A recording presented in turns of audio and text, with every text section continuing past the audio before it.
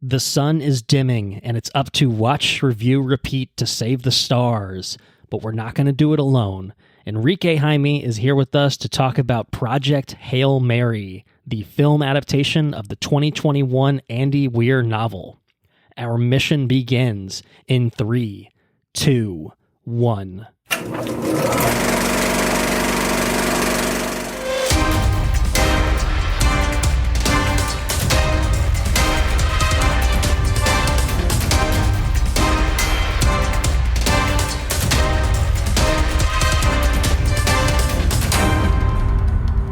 Welcome to Watch, Review, Repeat. This is the podcast where two best friends discuss the latest in film and television and then do it all over again the following episode.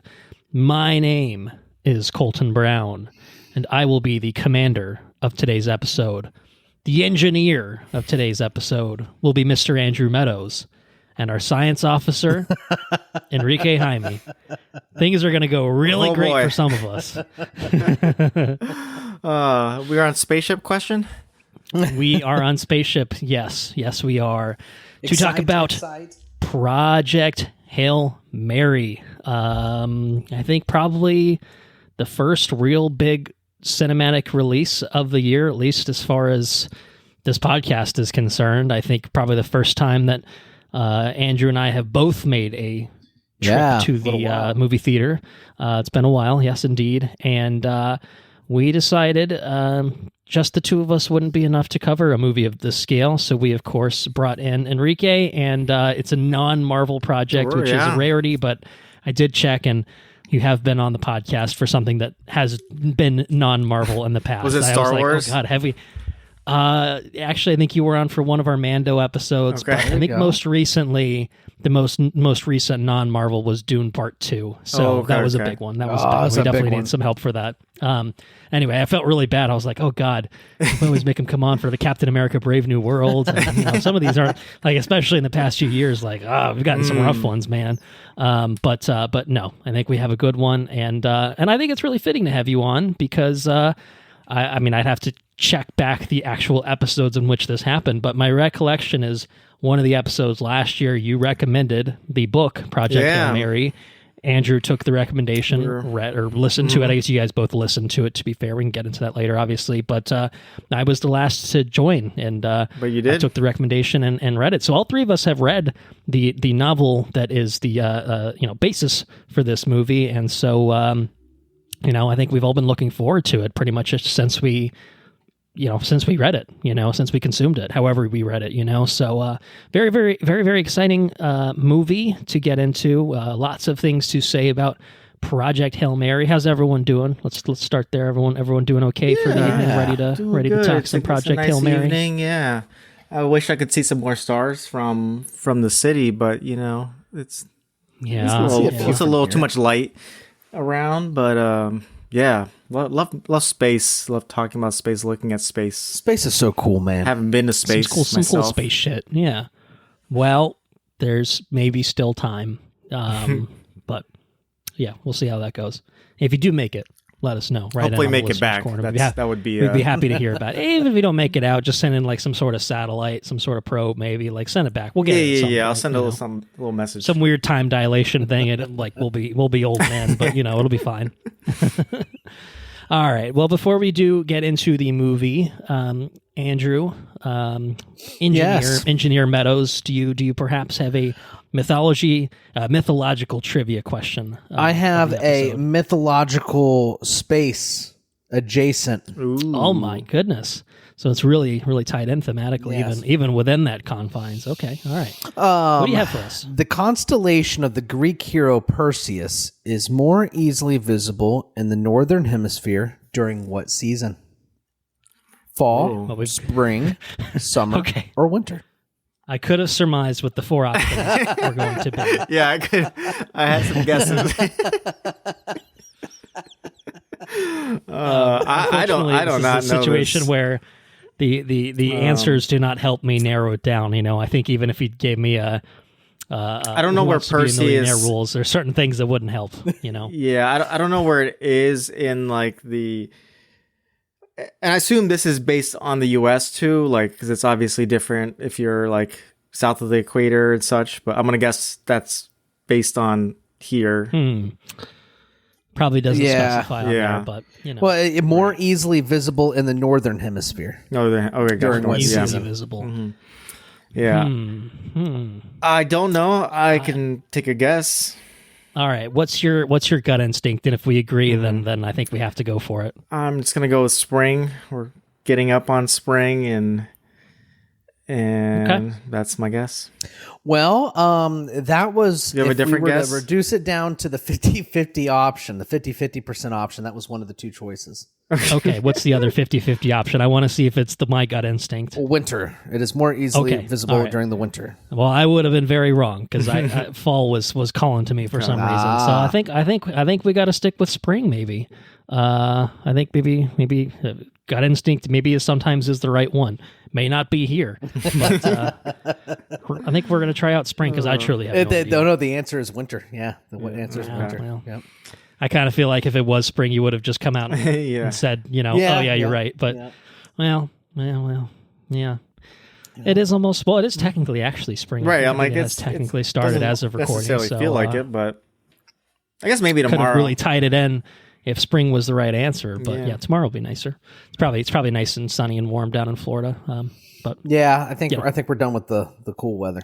The cool, starting to heat up. Just for a little bit. I'm ready to be done with the cool weather. Let's put it that way. Yeah, me too. It's getting old. It's gotten old. All right, who's ready to talk about Project Hail Mary? Oh yeah, Let's film. Do it.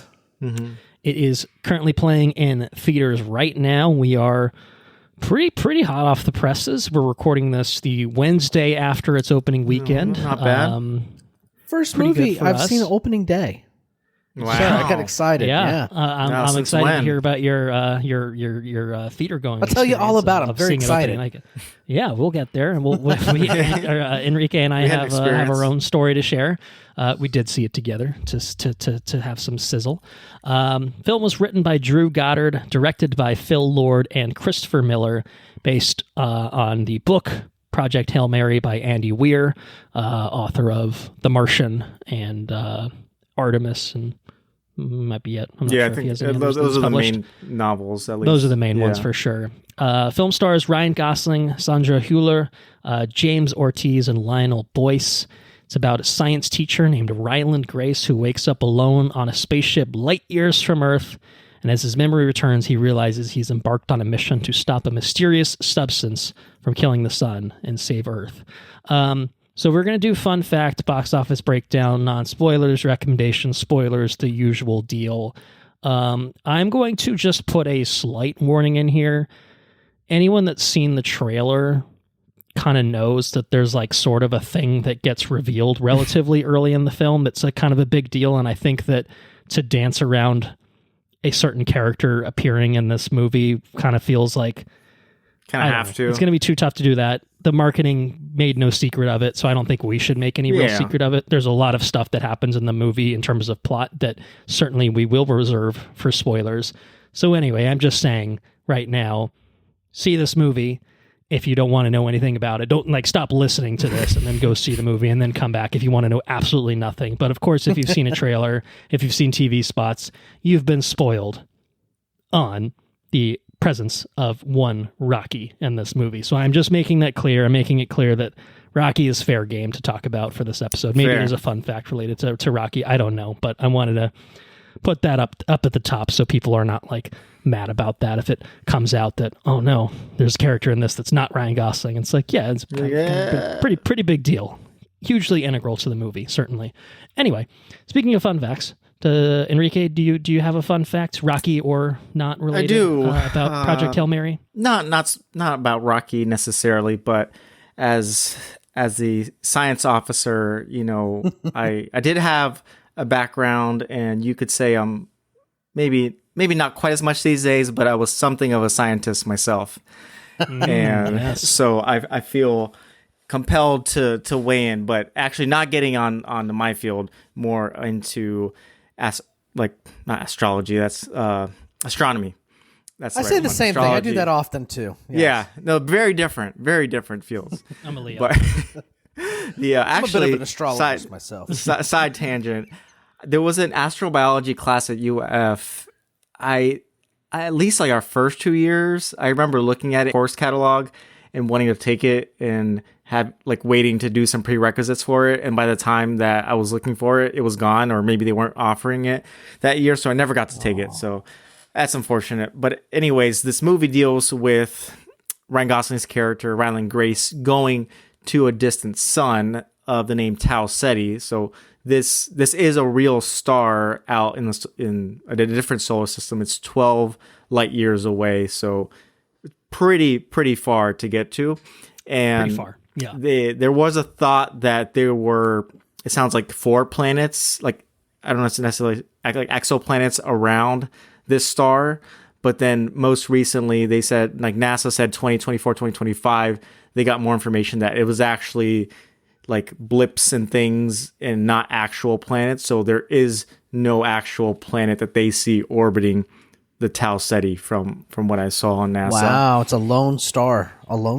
Yeah, but it's one of the closer sun-like stars to our galaxy. So it's been featured in other works, and I think our knowledge of it is advancing as the technology advances.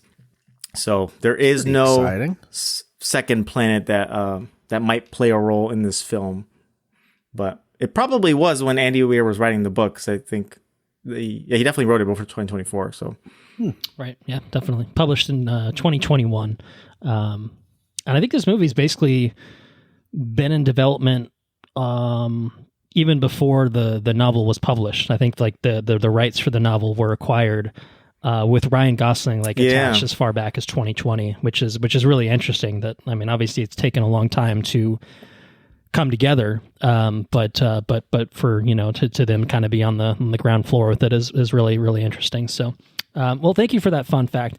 I don't have a fun fact other than to say, like, hey man, space is pretty fucking cool. And I don't know if Bennett's going through a space phase. I feel like every kid's going to have a space phase. I know he loves dinosaurs, so I don't know if he's not yet.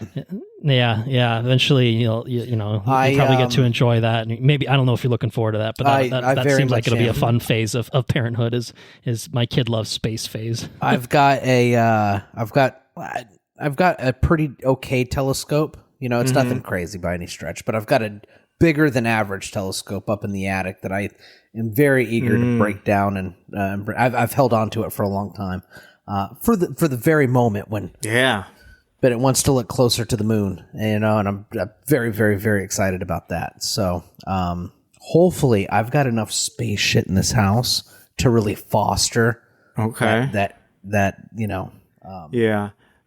Do you know about the most recent? Have you heard about the recent mission that's happening? So like we're going back to the moon. I saw something briefly using. We want to put a base on the moon, don't we? There's like outlandish. I don't know if that's like any immediate plans, but I think Tom Cruise is making a movie out there. Tom Cruise is on the next Fast and Furious is actually doing it for real this time. Yeah, it's going to be a crossover film, but so there's a program called Artemis, and they're on their second flight now. Like the first one was an unmanned flight to the moon that landed on the moon, and then this one that's supposed to launch like any time now. Last I saw, it's like maybe a week or so. So. And they usually launch from Florida. So I remember being a kid and when they would launch different rockets and like you could see it, even though we weren't like in Orlando, Cape Canaveral area. I don't know about you all, across the sky. But like you could see that streak of smoke and everything, which was so cool to see like from like 100 miles away. And I guess that shows how flat Florida is. But I don't know, you might be able to see something from where you're at. Definitely if there's a telescope, you might be able to, pop that out. I've seen them before in the past. I mean, they launch a lot of SpaceX and stuff too. Yeah, Cape Canaveral, But what's the goal with Artemis? Do we know the end? So there's going to be several missions. This is the second one. They're not supposed to land on the moon. They're supposed to do a flyby, but they are supposed to go towards like the dark side of the moon. I think it would be like the furthest that a manned spaceship has gone technically from Earth. Okay. And they're supposed to lose communication for a little bit, like as you cross the dark side and come back. And I think it's supposed to be like one of the start of more missions to deeper space exploration and missions to the moon, and then eventually hoping to lead to missions to Mars.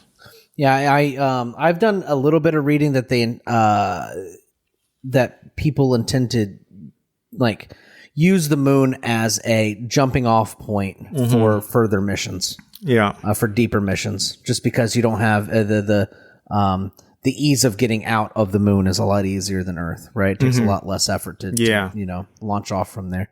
Really cool stuff, man. Really cool stuff. Is this NASA? Is Artemis a NASA mission? Yeah. Okay. Yeah, NASA's Artemis mission there.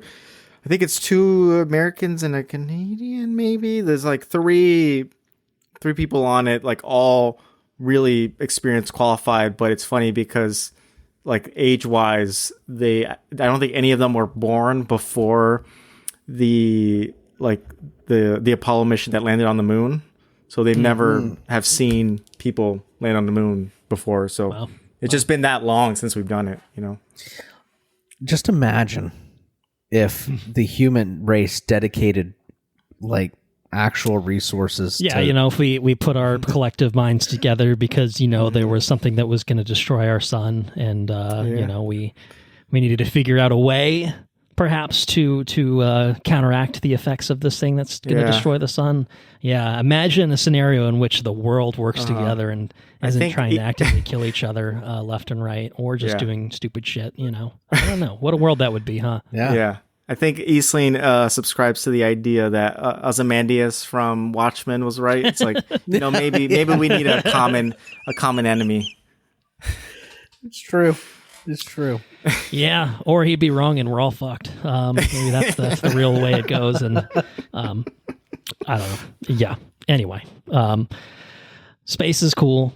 Yeah. Obviously, we went on a little bit of a tangent there, but space is fucking cool. And there's just so much we don't know. I think that's what's like so fun. Endless. And like what's so interesting about like science fiction specifically. Obviously, getting moving more into Project Hail Mary is like this unknown. Like just recently, as Henrique said, in the past couple of years, we're learning things about Tau Ceti that we didn't know when this book was published 5 years ago. And like, that's a really short span of time. But I don't know, just kind of illustrates how fucking cool all this stuff is. And you wish you were, I don't know.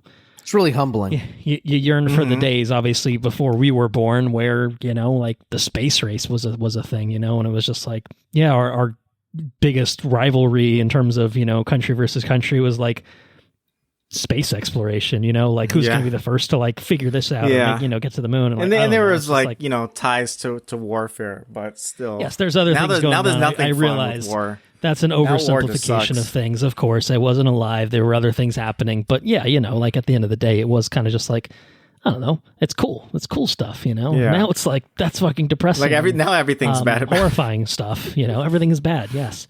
But not everything is bad, because sometimes they make movies. Sometimes they make a movie like Project Hail Mary. So I don't have a fun fact, but I do have a box office breakdown to offer before we get into non-spoilers. Yes. And what I can say is, if you were to describe the box office of Project Hail Mary in 3 words, it would be amaze, amaze, amaze, because it's doing quite well. Oh, that's nice. And it collected a $88.5 million opening weekend, which marks the highest debut of the year so far. Obviously, we are only in March, but it surpassed Scream 7. It will absolutely be surpassed. Once summer hits, no question about it. Actually, it's going to be surpassed in about a week's time when Mario comes out. So enjoy it while you can, Ryan Gosling, you handsome man, you handsome devil, you. But it's also the I think the studio. It's Amazon MGM's biggest opening ever. Amazon MGM is a weird, gross thing to say, but this is the world we live in now. Yet another side of things that is just like, everything's bad. It still is bad. Amazon MGM. Ugh. Anyway, biggest opening ever for Amazon MGM, shattering the record held by Creed 3, which came out in 2023, had $58 million. And it was above projections. Had really good word of mouth, both critically and I think audience-wise, and played well internationally as well. So, its opening weekend global launch was at $140.9 million. As I said, we are recording this the Wednesday after it came out, so it's been out a total of 5 days, or 5 days that we have tracking for. And it's played so far really, really well, the Monday and Tuesday of this week. So I think has to be considered a big success for Amazon MGM, working off of a budget of anywhere from $200 to $250 million. So obviously it's got it's got a way to go before it hits profitability, but I think it'll get there. I think it's going to have really good legs. I think it's definitely going to be a big success overall, and it's just starting off on the right foot. So that's what I have on the box office breakdown front concerning Project Hail Mary. So let's talk about this movie. Let's get into it. Why don't we start with our experiences? Andrew, you went opening night, as you said. Yeah. First time, and I mean, when's the last time do you think you saw something? No car crash. Can you even remember? No car issues. No car issues. Yeah. I left transit work, there and back. Okay. I left work an hour early, and I said, guys, this could be the cinematic movie of the year. I'm leaving an hour. I'm leaving an hour early. Could be. It's in the conversation. I think that I'm holding out for some other movies this year, but I think it could be in the conversation. Yeah. And I read the book on Henrique's recommendation, and I was completely floored. I thought it was an incredible book. So I left work an hour early. I got there 5 minutes before the show time, but enough time to get 2 beers. I was able to get my 2 big beers. Double fisting, sure. Yep. And I always feel like such a slush when I walk into the movie theater with 2 beers. Do you have assigned seating, or are you like fighting for a seat with your 2 beers? No. I got assigned. Well, I had assigned seating, but I got it was so I shimmy past everybody in the row with my 2 beers. Sure. Excuse me. And I sit down, and a guy came out. Like a theater worker came out and said, "Guys, we're turning down the temperature in the theater. This is a sold out showing." Like, oh, holy shit! So I saw opening day, and it was a sold out showing because it looked like it was packed. I think I texted you guys. I'm hearing it's packed, and it feels awesome. I haven't seen a sold out movie in years. I feel like it's been a long time. Pre-children, perhaps. Yeah. And it had been a while before that too, I think. So it was a sold out showing, and everybody was real respectful. They were engaged with the movie. It was a very enjoyable movie theater experience. Very good. I saw it in Dolby. And they actually had a special Dolby intro with this one. That's cool. It was pretty neat. They talked about how Phil Lord, is that right? Phil Lord? Mm-hmm. They were talking about how Dolby maximizes the color and our intentions and this and that, blah blah blah blah, and it was pretty neat.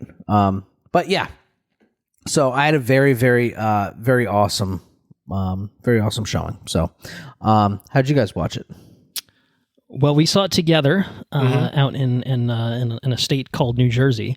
We saw it in IMAX. It's a Limax, but it's close. It's not the fancy Pennsylvania King of Prussia one, but that one's nice. It's that one's nice, but that one's expensive. This one's included and far away. In A-list. It's a lot further away. Yeah, that drive is a fucking nightmare. How long of a drive is it to that one? Because that's a 70 mil, right? It's a 70 mil. Yeah. It's probably close to an hour. It's probably an hour, but it's a very stressful, not relaxing hour because you're going on I-76 most of that way. It's an Orlando hour. It's windy. Yes, it's kind of something like that. It's a rough ride up there, and it's nice when you get there. But then you make that trip on your Dune. That's your Dune trip. I think that's the last time I went was seeing Dune Part 2 in IMAX. Yeah, same. Part 3 is later this year, not around the corner. We still have quite a bit of time to wait, but that probably justifies that sort of trip. Odyssey, possibly. An Odyssey might justify that sort of trip. If we could, yeah. But no, we went to this IMAX, which is not as fancy, doesn't have as many bells and whistles, but it is cool. And this is, the IMAX presentation here has the shifting ratios. So, I don't think this is really a spoiler.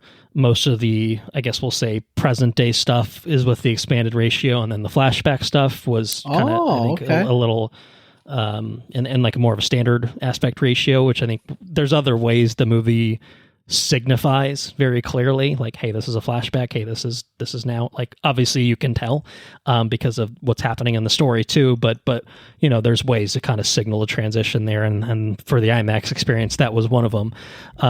And it looked nice. It was good. We had a little bit of a technical issue in our screening. Oh no! And we went on a Sunday. I didn't say that, but we went Sunday afternoon because I think Henrique had just flown back into Pennsylvania the day before, so we waited and saw it on Sunday. Very, very full showing. I don't know if it was literally sold out, but it was definitely pretty packed in there. We were a little off center, but yeah, we had a little snafu with I don't know, 20 minutes left in the movie, maybe.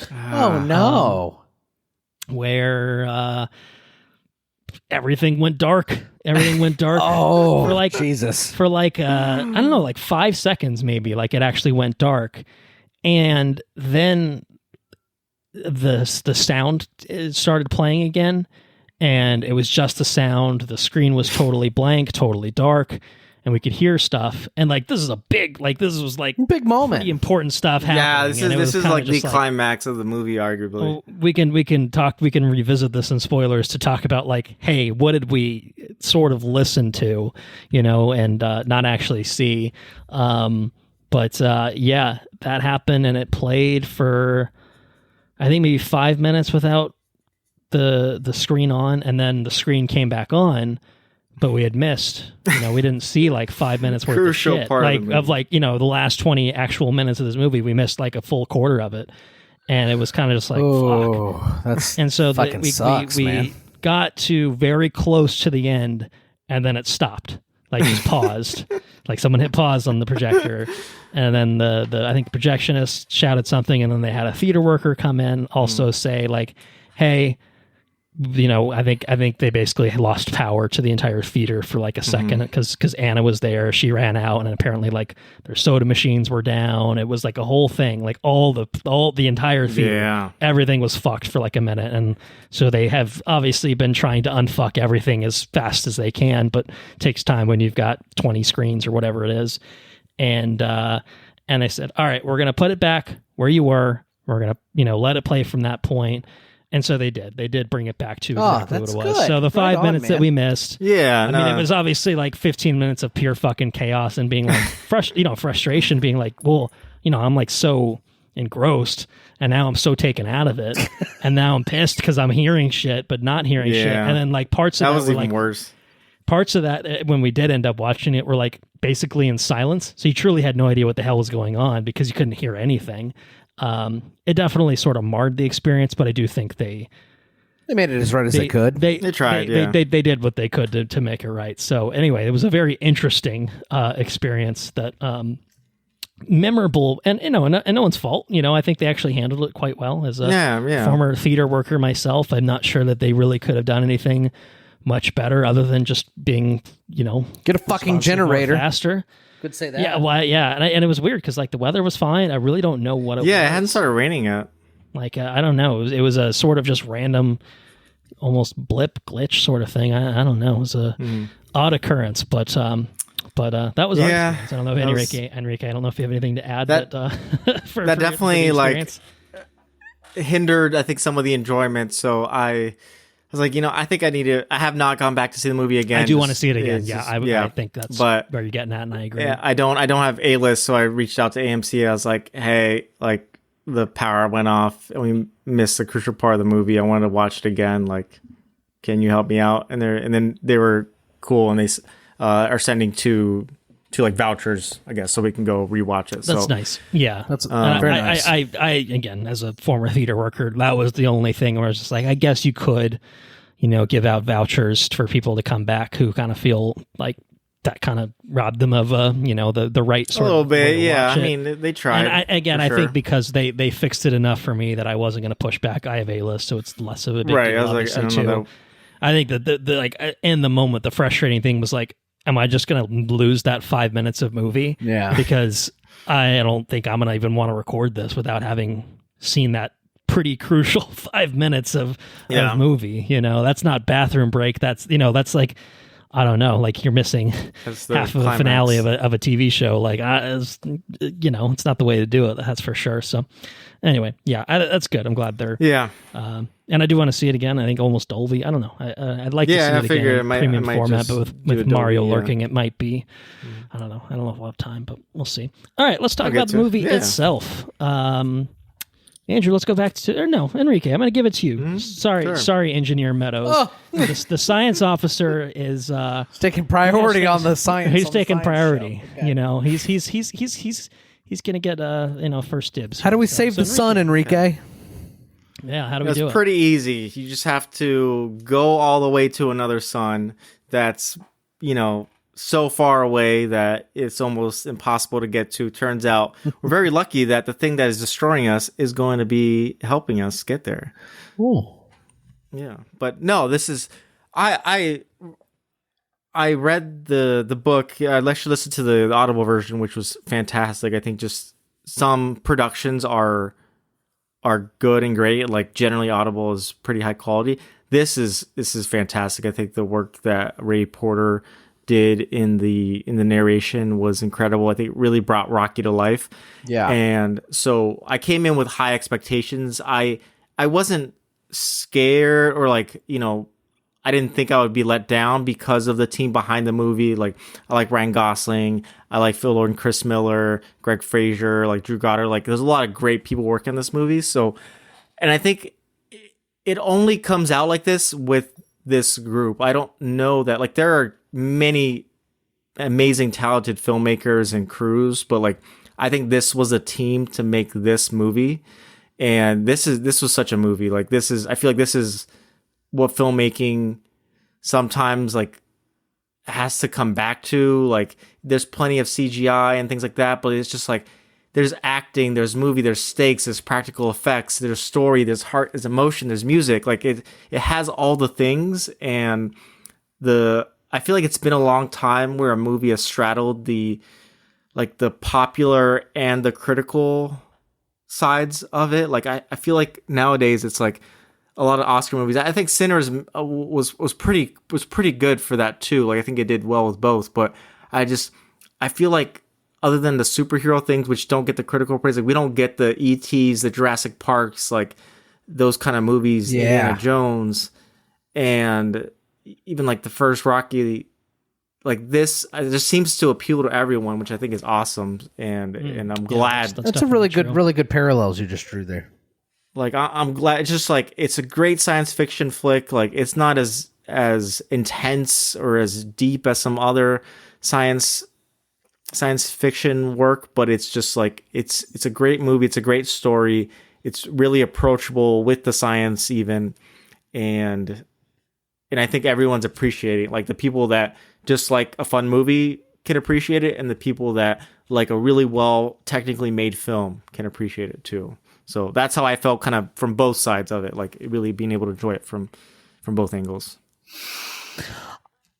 I would so I went into the movie expecting one thing and receiving another, and then having to kind of think about it. And I think that you really hit the nail on the head. I had to ask myself, who is this movie for? You know what I'm saying? Because I went in expecting super. I feel like The Martian was super sciencey. You know what I mean? Yeah, for sure. And I was expecting super sciencey with with a really I don't know, super sciencey with the emotional beats of the relationship between Brian and Rocky. You know what I mean? And then when I came out of it, it's it's a little bit less sciencey than I was expecting. It's not as super hard sci-fi It's less concerned with that. Who's the movie for? You know what I mean? And I think you really hit the nail on the head there with E.T.s and Indiana Jones and like these, like, I don't know, just like it's an everyman movie. You know what I mean? There's something there for everybody. It's good sci-fi bits. It's not super in the weeds with the sci-fi bits, you know? And it's got the relationship beats and stuff to really bring heart and like present the heart of the movie and whatnot and the characters. And it's a very well-rounded movie is what it is. I think it's a well-made, well-rounded movie. Yeah. I thought it was a pretty outstanding movie. I was pretty floored. Even though a part of me, the part that I had to grapple with is I read the book, and the book has a lot of really awesome sciencey bits in it, like really deep science stuff, and it's really cool and intriguing. And this presents it, but it presents it more in it presents it more in like a flow state, like it's fast, and it kind of glosses over it. It presents it and shows it, but it kind of glosses over the details. But I think it does it to its benefit, and it keeps it from getting into the weeds, you know? So, yeah, I had fun with it. Yeah. What do you think, Colton? I'm sorry. What were you going to say? I was going to say, I think I understand what you mean, because I left like, okay, this was very similar to the book, but like I had a different experience, partially just having experienced it first. So like, it wasn't like, oh my God, I guess I wasn't necessarily floored, but it was like, yeah, this is a fantastic movie, and I don't think that you do anything different. Like when I think back, I'm like, how do you do it, right? Like, am I going to spend 30 minutes on the discovery of another ship?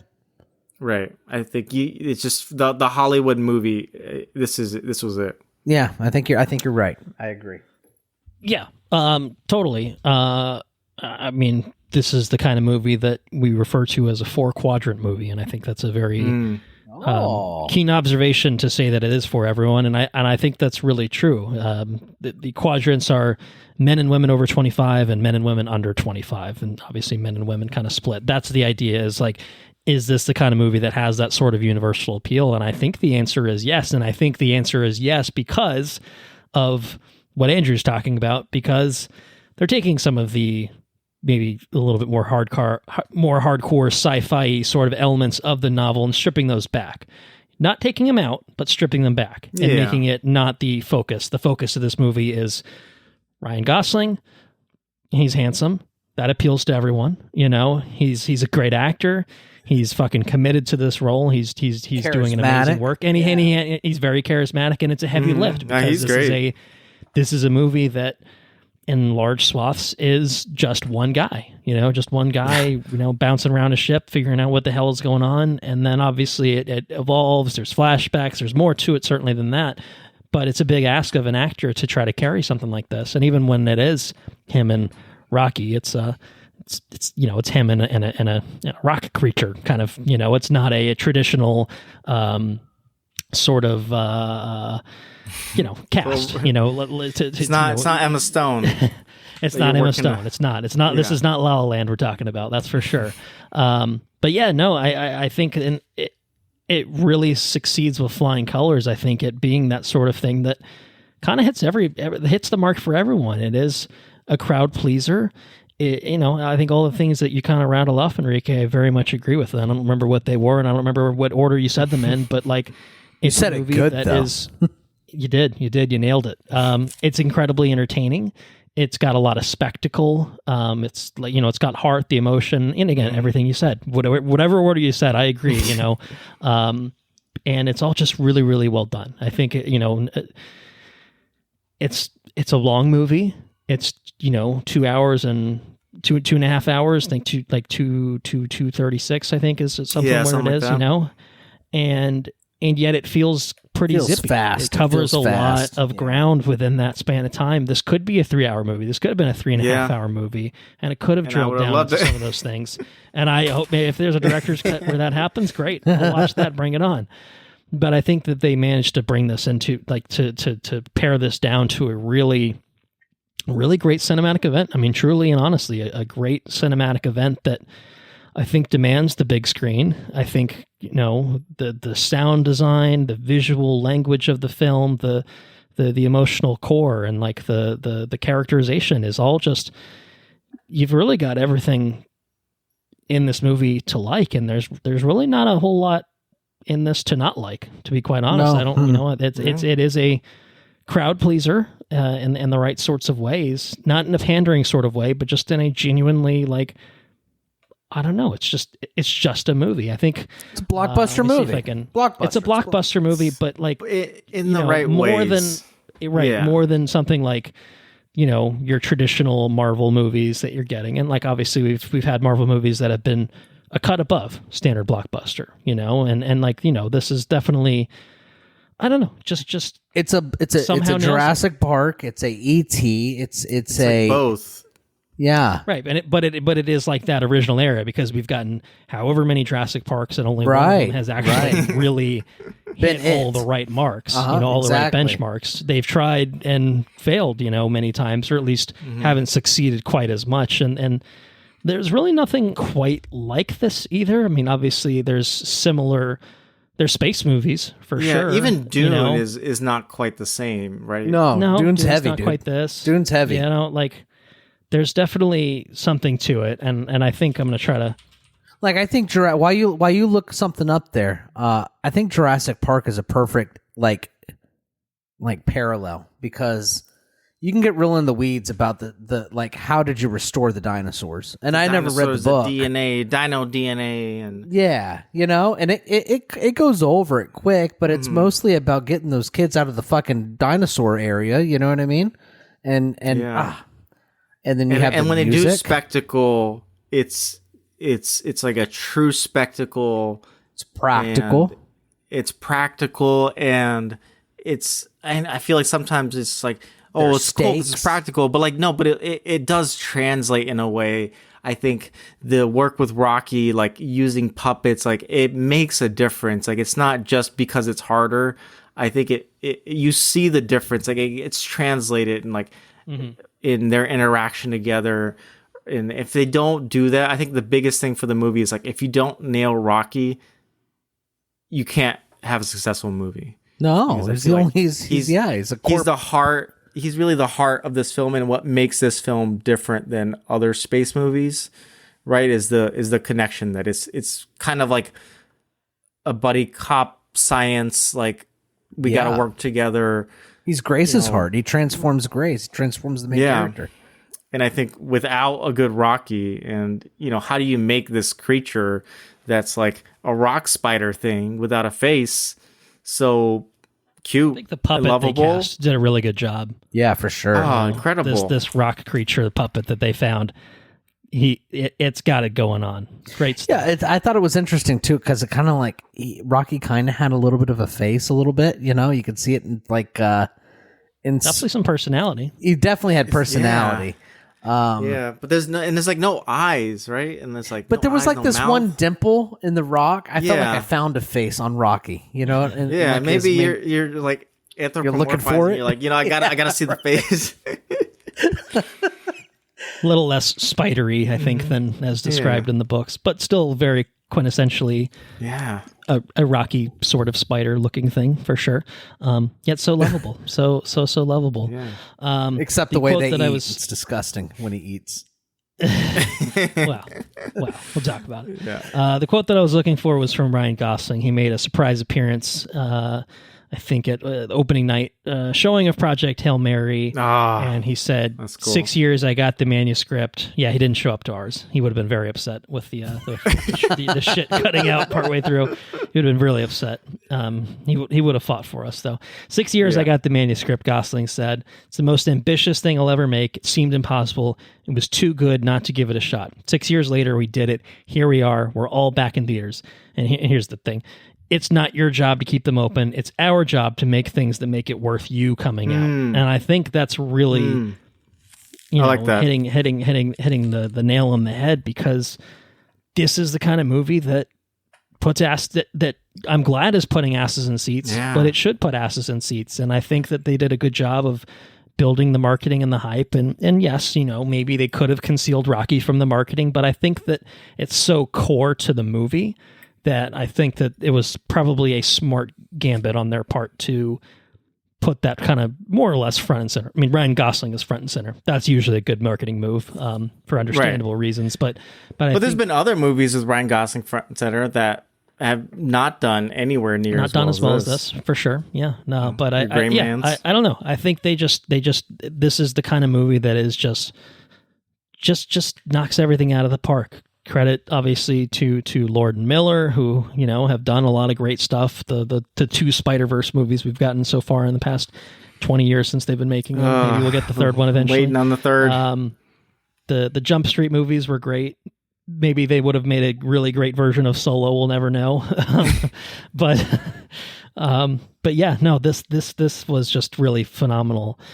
Drew Goddard, I think, wrote the screenplay. I think he had previously adapted Andy Weir's The Martian, which is kind of an interesting. But clearly he has some love for Andy Weir's stuff. And yeah, no, I mean, like, just technically, the puppeteering and stuff. James Ortiz was the lead puppeteer, so credit to him for bringing Rocky to life in a really sort of unique and magical way. But beyond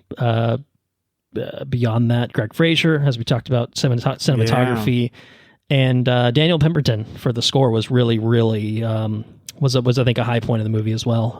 I think someone that's collaborated with Lord and Miller on the Spider-Verse movies, maybe other things too, but all around, just like it is, as Gosling says, the kind of thing that makes it worth you coming out to a theater. Like, we were all there opening weekend, and this is probably the kind of movie we did. We rambled about space for, I don't know, 10 minutes maybe, and so, like, yeah, a big space movie with Ryan Gosling and a little Rocky alien is probably the kind of thing that, like, might interest us anyway. But I do think that, like, I don't know, it's kind of becoming a bit of a water cooler sort of thing, where I think people are seeing this movie and grabbing onto it. Like, I read the book. I was the only one that didn't experience it through the audio book, but I bought the book, physically read it. Oh, good for you. Anna didn't read it in any way. I think she really, really enjoyed the movie, and I think that it's the kind of movie that, like, there's something here for everyone. I mean, regardless of age, regardless of, preconceived notions walking in the door, you're really going to find something to like here, I think, overall. And if you haven't read the book and you saw the movie, I encourage you to read the book, because the book's incredible. Yeah. There's a depth to the book that isn't in the movie, because out of necessity you can't put it in the movie. Yeah, it's 2.5 hours versus a much longer book. Yeah. Right. Yeah, I think a 400 something page book of, it's, I don't think it's not the densest book I've ever read. No. Yeah, you don't have to get into the science. Yeah. But I think that can probably feed us into recommendation. I mean, unless anyone has any other non-spoiler thoughts to throw out. No. Okay. I was going to say, hearing nothing. So yeah, recommendation. I put the wrong one on the script, so I'll just say it out loud. Would you recommend that folks see this in theaters? Wait to watch it at home, be it on streaming or 4K or, however they can get their hands on it, or until someone pays them to watch it. Oof. Ryan Gosling says, "I'm so sorry that I made this movie. Here's $100. Please watch it and give it a nice review." That didn't happen here, to be clear. But yeah, we probably, I think, I imagined we were all going to feel the same way, but I'll let someone else verbalize it first, and then I'll see if we all agree. Yeah, for sure. I think we've all said we got to watch this in theaters, and Andrew hasn't been going to theaters as much. He's a very busy family man and work, and I have not been making it. Like, I don't have A-list anymore, so I have not been going to theaters as much, and I really made it a point to be a little more choosy. See this. Yeah, and even in movies in general, I just haven't been like keeping up as much with movies as I liked, but this was one that, like, I had to watch because of the source material, but then I think everyone really should watch. My sister got an early screening of it in LA, and my mom's going to watch it soon. So I think this is something that you can recommend for everybody. It's not like a niche thing. It's not an IP thing necessarily. Like, I think everyone should go see this in theaters. Yeah, and I think following on from Andrew, I assume you agree. I don't want to cut you off prematurely. Totally agree. Yeah, see it in the biggest, loudest way you can. I think it benefits from that premium format. 100% a go see this in theaters. Go see it ASAP if you want to see it in IMAX or Dolby, because again, Mario's lurking. That little fucking plumbing bastard is just going to have some of those premium screens. I can't believe who's voicing Yoshi. That's incredible. You know, if you went into it already. But maybe for now. I think that, you see this movie and you want more of it. I think that's maybe a natural sort of thing. I think I would agree with Andrew's recommendation to read the book. What I'll say about the movie is I think it's very, very faithful to the book. It doesn't totally a lot. It doesn't alter a lot. It follows pretty much the same trajectory as the book. The book just offers a lot more details on certain things, and I think there's more Grace and Rocky. There's much more science that's simplified or kind of glossed over a little bit in the movie, and I think so. To me, it's kind of one of those things where if you like this movie and you want more of it, maybe there is that director's cut that we could watch, and that would be great. I would love to see that. But go check out the book, because it kind of offers you that. I mean, it really does. It's really. Especially the audiobook, because the audiobook is an actual production. I know you guys have talked a lot about the audiobook. I would like to, at some point, maybe in a few years' time, go and listen to the audiobook just to kind of get that sort of experience, because it's definitely the kind of book, the way that Rocky is depicted, in terms of his language, that like just feels like, to me, I can't speak to it because I didn't do it this way, but it just feels like in audio, like this is one of those types of things that is perfect for the audiobook format. It was very good. So, all right, should we do some full spoilers for Project Hail Mary? Yeah, let's do it. All right. Well, I guess full spoilers for the book as well, just by the same token, because again, it's the same story. It's very similar. I think all the plot beats are basically identical. Just streamlined, perhaps. All right, where do we want to start for spoilers? Let's see. Where's the best place to start? I think. I'll tell you, one of the. So there's a sequence there where Rocky sends Grace back to his ship so he can build a wall. And it was really awesome in the book, right? Because in the book, the wall is made, like the different sections of this wall inform Rocky on how Grace can see and how he operates. Right. And he ends up, and it doesn't translate into the movie, but like only a section of the wall is translucent to where he can see through and can see Rocky. And I think some of the engineering, like things that Rocky can do, are just inherently lost when it comes to screen, because they're not. It's hard, yeah. It's Rocky is an engineering mastermind. Like he is like the 1% of his race, 1% of everybody. He's a genius when it comes to engineering. And the way that, and it kind of like extends into how Rocky and Grace kind of, interact with each other and develop this relationship. The way that they take each other's expertise, and they kind of lean into it a little bit, but the depth at which they explore each other in the book is really, really awesome. Because they have to. I mean, Rocky doesn't have any eyes; he has no sight. You know what I mean? He's completely auditory, right? It's like a bat or whatever, right? With echolocation and stuff. Some sort of echolocation type wave, but like a very, very advanced version of that.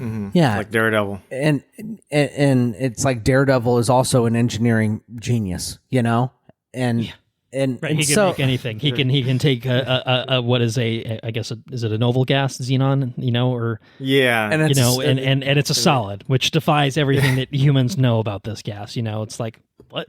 But the way they just explored in the book is really, really, really awesome. And I think that wall, I think the wall is where I really knew that what we're going to have on screen is going to be a lot different than kind of what I went in going with, like expecting. Okay.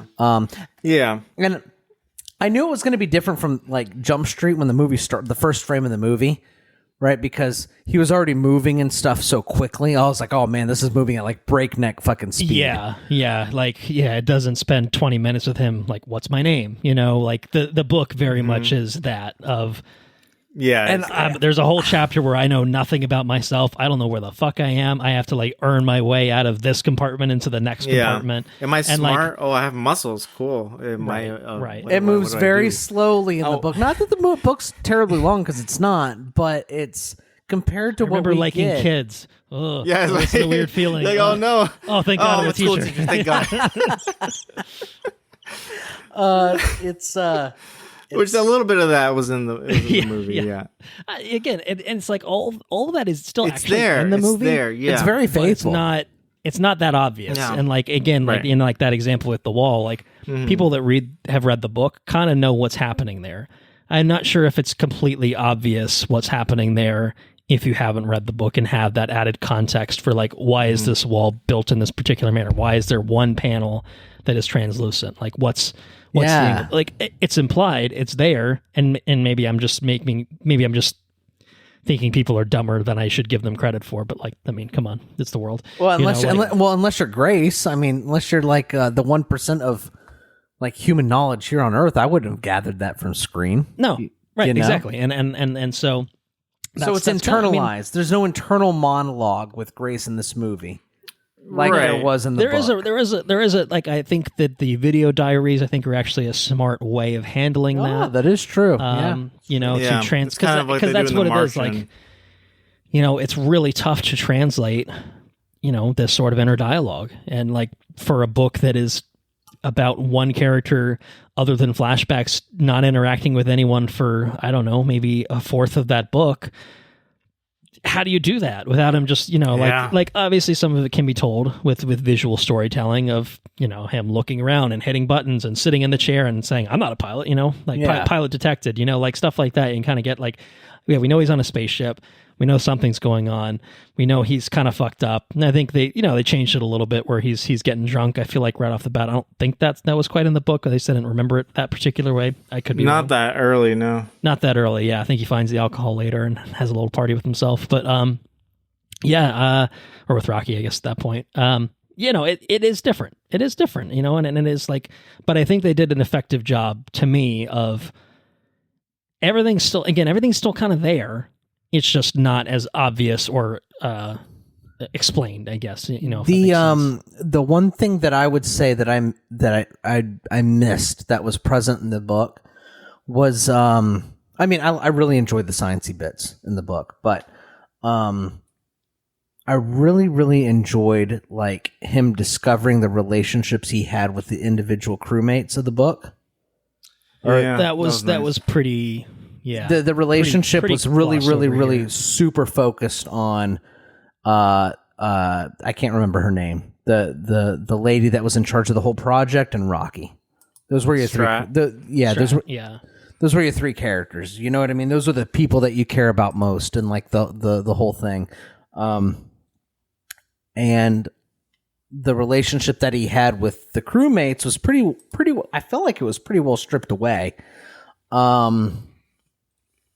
And I think they did dwell on that a little bit more in the book, but they simplified the core narrative, and they try to really hone in on what they need to be focusing on in order to really deliver. And they did that, right?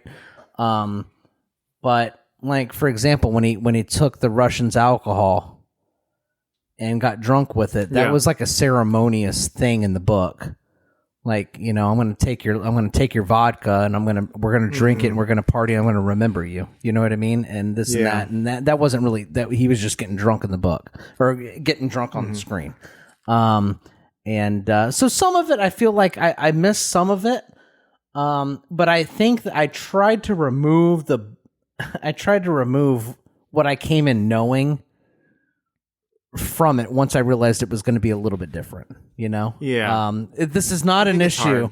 This is not an issue I readily happen with myself because I don't read a whole lot of stuff. Yeah, it doesn't happen very often. Right. Yeah, I'm kind of usually on the other side of things where I see the movie first, and then I'm like, I like that a lot. I'm gonna go read the other thing, and a lot of times it's very different. You know, you get enjoyment out of it, but like you see the changes. Like I think Dune is one that, you know, we've all read at least the first book, and now having seen parts 1 and 2, like you can really see the divergences where you know Denny changed things a lot. Like Johnny particularly. This is not a Dune podcast. It's not an episode about Dune, but like there's some big differences, like characterization, story wise. But I kind of like those. It's the parts. Yeah, and it's like, you know, like as long as there's like a good justification and reason for doing it, then like, yeah, go for it. Like make it your vision, you know, like don't make the good thing bad. You know, obviously that's the worst sort of adaptation you can do. This is I don't know. It's there's not even changing. It's just, again, it's just the simplification of things that you know, I don't know. I think you lose sort of, you know, some of the nuances, you lose some of the depth because you're intentionally choosing to not have that sort of depth because you just don't have the sort of real estate to do it. And I did find myself, you know, as I was watching it being like, oh, this is that beat. And it was like really truly mirroring the book pretty much one for one, with just losing the little bits of the in between, the details, and like you know, stuff like towards the end when there's the Talmiba, you know, causes a lot of havoc. Like that is really that was really expedited. That was really fast, you know, like in the way that, you know, it affects both Grace and Rocky. I think they skipped over, like there's a thing in the book where it gets into the fuel lines, and then they has to clean out the fuel lines, and there's the Talmiba poop and all, like none of that's in the movie. Yeah. And it's like not bad to exclude that. Like maybe that's an extra 5 minutes of screen time you don't really need, but it does sort of change things a little bit of the way that they say goodbye and then the way that they kind of reunite. Like it does sort of change the dynamic of that, but without fundamentally altering the plot in any sort of real way. But it does, you know, I don't know. It was tough because I did find myself thinking about, oh, well, this is how they did it and that. So I feel like I'm going to, I don't know. I don't know. I usually, again, watch things movie first and then go back. I think I probably prefer doing it that way, but I don't know. I would be curious to watch this again, kind of just taking the movie as is, and then obviously, hopefully not having it fuck up, you know, with 20 minutes left would be ideal too. But yeah, I don't know. It is kind of interesting to watch a movie that way. I don't know. Right. Because the vision's always going to be so different. Yeah. And I think especially one where it's a pretty faithful adaptation, like we've been saying. And I think that was similarly like my first reactions of it. I'm like, this was different. That was a little bit different. Like we could have done more of this. So when people were like, this movie's kind of long, I was like, I could have done like 30 more minutes to hold another hour. And like it would have been great. Probably had another hour's worth of shit they could have stuck in there. Yeah. I was like, let's get more into this. But I had to take a step back and be like, you know, this movie wasn't like, it wasn't to indulge me, and it wasn't to indulge the people that just read the book. This was like to be a movie and to be its own thing. And I think to do that, it did it really well. The one thing I will say that I thought the movie did really well that wasn't really like not in the book or like didn't capture it in the book was some of the stuff with Strat, especially in the flashback of like the karaoke scene that they do. I thought that was a really, really nice scene of. Damn it! I went and peed like during that break. That was that. It's just I knew there was a Harry Styles song. Anna looked up this. I guess there's a website for it or something like where should I pee, or maybe it was just a Reddit thing. And that was the recommended scene. So it's very funny that you actually. I assume you inadvertently ended up doing that. No. I had been waiting. It's like, oh god, my blood fucking hurts. I gotta wait. Oh, I remember this from the book. I'm gonna go take a piss. And then, gotcha. Yeah, no, I thought the karaoke scene was done so well. Like that was the one thing I was like, oh, I'm gonna remember this version. And I think it was the song, just like the emotions that it brought out, and I knew it was coming because Ryan Gosling was on SNL a couple weeks ago, and his monologue involved talking about the movie and like singing a song, and then Harry Styles happened to be in the audience, and he's like, oh no, I have to sing a Harry Styles song in front of Harry Styles. and they made a bit about it. So kind of knowing that it was coming and seeing how it turned out, I was like, oh, this was like, I felt it, certainly. So I left whenever he was sitting at the bar, and I came back, and Strat, is that her name? Yeah. Strat, yeah. Strat was singing is when I came back. Mm-hmm. Okay. What did I miss? It's like them talking outside just the build up about to that, yeah. Okay. Yeah, I don't know that you missed a ton. I don't think. I thought it was a nice time to nice moment to take leave. And then the other thing that wasn't in the book was at the jumping all the way to the very end. You just know that the Earth is doing better, or like that he succeeded because the sun is getting warmer. Right. Yeah. But we never go back to Earth. Like outside of the flashbacks, we're not on Earth. Grace's perspective, right? And he never makes it back. So you never actually get to see it. This movie, we get the start of like, oh, the Beatles made it back. The message is here. Let's work on this. And that was like a nice like little bow tie at the end. Yeah, I thought that was nice. I thought that was a good addition to, I don't know, just to kind of give you the sort of payoff, you know. And the book it was almost played as sort of like a footnote in the way that like Grace's story was like, I formed this amazing bond with Rocky. Like, fuck no, I'm not going back to Earth. There's no one there for me. Like I've found my like fucking dude, my buddy for life. Like, and also I'm gonna hang out on a fucking alien planet. They built this little area for me to live. I'm eating me burgers. They cut that from the book. If you know, you know. But you know, but like, you know, like it totally made sense. But I think for this version of the story to have that sort of actual glimpse, it's not long, it's not a lot, but it's enough that I think that it's just like, yes, you know, like what he did, like he, you know, he saves Arid, and we can see that, and you know, he's going to teach on Arid, but like, you know, he saves Earth. Maybe it's not worth saving. I don't know, man. But got to give him a fighting chance at least. You know, shit probably got real bad for a while. It was so incredible too. I mean, time dilation thing, but Grace's arc is just. It's a great arc. Because he's awesome. I mean, you know, I think that's one of the reluctant hero, you know? Well, I mean, not even reluctant, just straight up, I'm not fucking doing it. Yeah. You know, it's sort of a Edge of Tomorrow, Tom Cruise sort of thing, where it's just like, all right, it's your turn to buck up and do the thing. Like, no, I'm not doing that. I'm not, you know, like everyone else can do it. Like, I'm not equipped for that. Like, not me. I'm not your guy. And like, guess what, motherfucker? You're our guy. And guess what? You don't have a choice in the matter. You know, like it really is that a similar arc of, well, I guess zero to hero in some ways. But like also like he's smart. He's got the tools. He's got it in him. But he doesn't have the bravery gene, as he says. You know, but you know, it's just this sort of thing where it's just like I don't have that in me. I'm not the guy for this. There's other people that are way more qualified that will do this, and at the end of the day, but they didn't make it.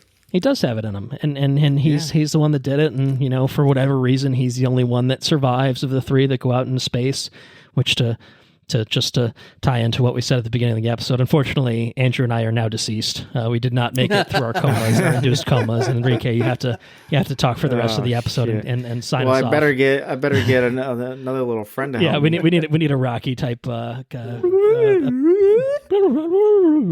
there we go. Nailed it. Yeah. Understanding that was also like, all right, we got to speed through this because trying to understand a whole new language is going to be a while. There was a whole movie for that called Arrival. Yes, which is a great fucking movie. Incredible movie. About linguistics and alien speech and all that. Yeah, that's a great movie. You should watch that again sometime. I think is that based on a book by chance? It's based on a short story. I think by Ted Chiang. Like The Story of Your Life, maybe. I did read it at some point.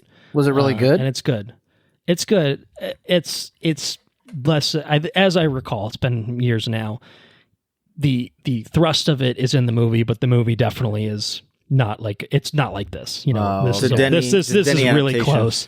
That one's it's like a lot of the spirit of it's there, but there's definitely more embellishment. Yes, in the movie, yeah, for sure. Well, let's see. When did the movie cut out for us? Because that will kind of inform some of the stuff. The big. It was when he goes back to save Rocky. That's what it is. Yeah. Yeah, so that's a big moment. Visual. It's the hugest moment when he's going to go back. It's not and the save spectacle Rocky. moment. So I think we sort of so we hear, and it's really quiet because when he goes back to the Blip Bay, like I think he does the knocking and stuff, but like otherwise it's really quiet until Rocky kind of shows back up.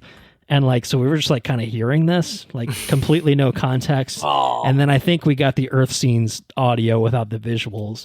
And I didn't really get much out of that. It went that far. So, you with them receiving the Beatles. And then it was like a full 5+ minutes of no screen with the audio playing. And then the video came back up and we saw basically the whole epilogue sequence where he's on Arid and in the biodome and stuff like that. And I think we literally got to the point where Jesus Christ, it was like 30 seconds before the we're getting all the Iridians doing the jazz hands, like ready to learn from Grace, which is like literally, like you said, the last 30 seconds of the movie, and that's where it paused. And I don't think we realized just how literally close we were to like that being like the final frame of the movie. But they did go back, so we did get to actually experience it. But it was pretty fucking big part of the movie, like him going to fucking save Rocky. Like that was huge. Not only is he saving Rocky, he was going home. He's giving up on his dream of mission because this was a suicide mission. That's why he didn't want to go in the first place. It's a one-way ticket. You're going to die in space, and maybe this is the Hail Mary that, what you find out here on Tau Ceti will save humanity, will save Earth. And like, not only has he theoretically accomplished that and he's sending the Beatles back, he's found a buddy. He's found this buddy. This buddy's able to refuel his fucking ship, and, it's going to take a while, but like, hey man, I get to make a return journey. Like, I didn't think I was going to be able to do that. I'm going to go back home. I'm going to go be able to teach, the students again. They'll be fucking 30 years old when I get back. Yeah. Like it's a big fucking deal for someone who thinks I'm going to die. Done. Yeah. I'm going to die here, and like, maybe it's meaningful, but like, I don't want to die. I didn't want to be here in the fucking first place. Like, that's such a huge deal. And then for him to basically be like, shit, well, if I selfishly just let myself go home, then I'm dooming not only Rocky, but his entire fucking planet. Yeah. So I still have a way to maybe save Earth, send them the information that I've learned, and then go physically save. So it's a really fucking... The tension, I think, is higher in the book, though, because I think he used some of the Beatles on his ship, right? He had to attach... They use them, I think, to propel the ship at one point, I think. So, yeah. But I think Rocky makes new ones for him at a certain point, too. Yeah, exactly. He's master engineer. There's definitely more with the Beatles in the book than like the movie. You get the little... Right, there's like a whole character that's like all about the Beatles.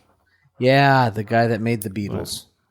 Yeah. I think the one thing that's hard to do in the movie is show the scale of time of like how much time has passed, and like you see him wake up in the coma, like he's got his big beard, long hair, kind of thing. Like big bushy beard. Time has passed, but it's like with time dilation, it's only been like 4 years for him, where it's been like 12 light years, like the whole years essentially. Trip will take 20, 30 years or whatever. Isn't that crazy? That's a crazy fucking thing. For him to get out to Tau Ceti and then for the Beatles to get back.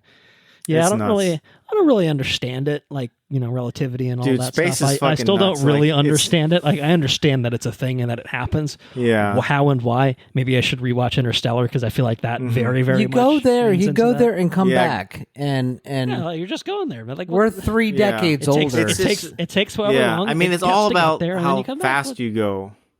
Right, and this was like the crazy stuff that Einstein was doing. He's just like fucking coming up with this shit.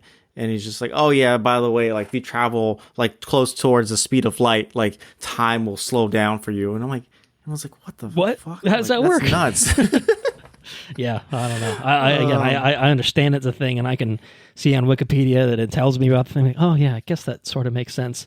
But if I had to, if someone gun to my head said, explain fucking time dilation, I'd be like, I don't know. Sometimes fast, sometimes slow. Depends on where where you are. How you fast watch you're time going. stop. Don't ask me why. And then Murph is real low when you get back. Murph. But at the very end too, like you could you can't really see, but like you can tell more time has passed because he's communicating with Rocky without the computer. Yeah. So he's like learned. Understood the language to the point where like if you try to pick up another language that's like a whole different alphabet, a whole different system, like that's gonna take ages. That's gonna take so long, and you don't even have books. Like you can't. There's no like Duolingo for Iridian. Like you can't pick that up. Like I don't know how long it's gonna take to learn that. It's like you gotta learn whale. Yeah, like he's not speaking it, but he can understand it. Like I don't know necessarily that he's fluent. Yeah, he's not fluent in Iridian, but he can understand it. He's like Dory, but Finding Nemo. So it's clearly a lot of time has passed for him to learn Iridian and be able to understand. And I think he still uses the machine to translate to the kids because they can't understand him. But I think the fact that he ends up as a school teacher on Arid is so cool. Like that's the best. It is the best. It is the best. That's the you could have done. It's just like it's such a full circle moment for his character. Like the bravery and the like finding the meaning of what he's been doing and like going back to his passion. That was so cool. Like that really touched me. It's really good. It's very good. And the bit where they come to him and tell him that the sun's getting brighter, I think is what they did in the book. Yeah, it's just kind of a dialogue, just being like, he knows that's enough for him, but like obviously he himself has moved on to this is his new life, and then, things are pretty good for him. So it's and then he's like, go ahead. Rocky's like, well, the scientists have got your ship, the Hail Mary, back for a ride back to Earth, and he's like, well, can I think about it? And he's like, think as long as you want. And he's like, all right. And like that too, it was just like, fist my bump, man. That's him. Fist my he's like, bump. don't leave. He's like, just stay, please. And like, he's like, yeah, maybe I will. Just got no reason to go back home. That was so great. Like he's got a new home. Right. Yeah. Like he's built his whole life. Like he saved the world literally, with Rocky's help, but so you have two worlds. Yes. With help. Yeah. Yes.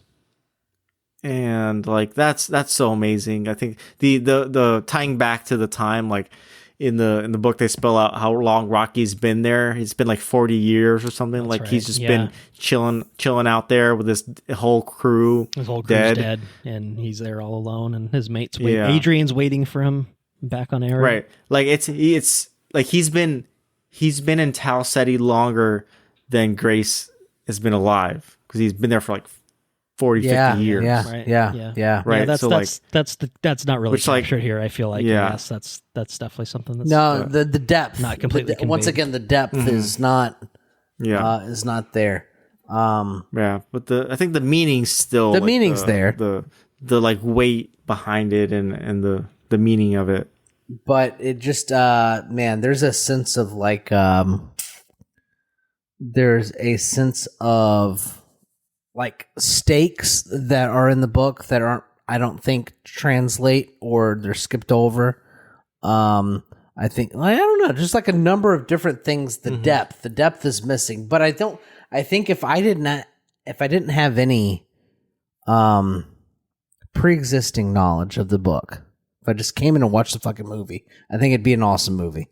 You wouldn't really think about a lot of that. Like, I wouldn't. You have that exactly. sort of base of knowledge, right. So inherently you're kind of just like, well, what about this, and this? But yeah, I mean, you don't have that. If you didn't have that, then it's just a fucking, like emotional thrill ride, almost in a way. Yeah. Like, where you don't really know where it's going to go next, and like that's kind of the joy of it is being along for that ride.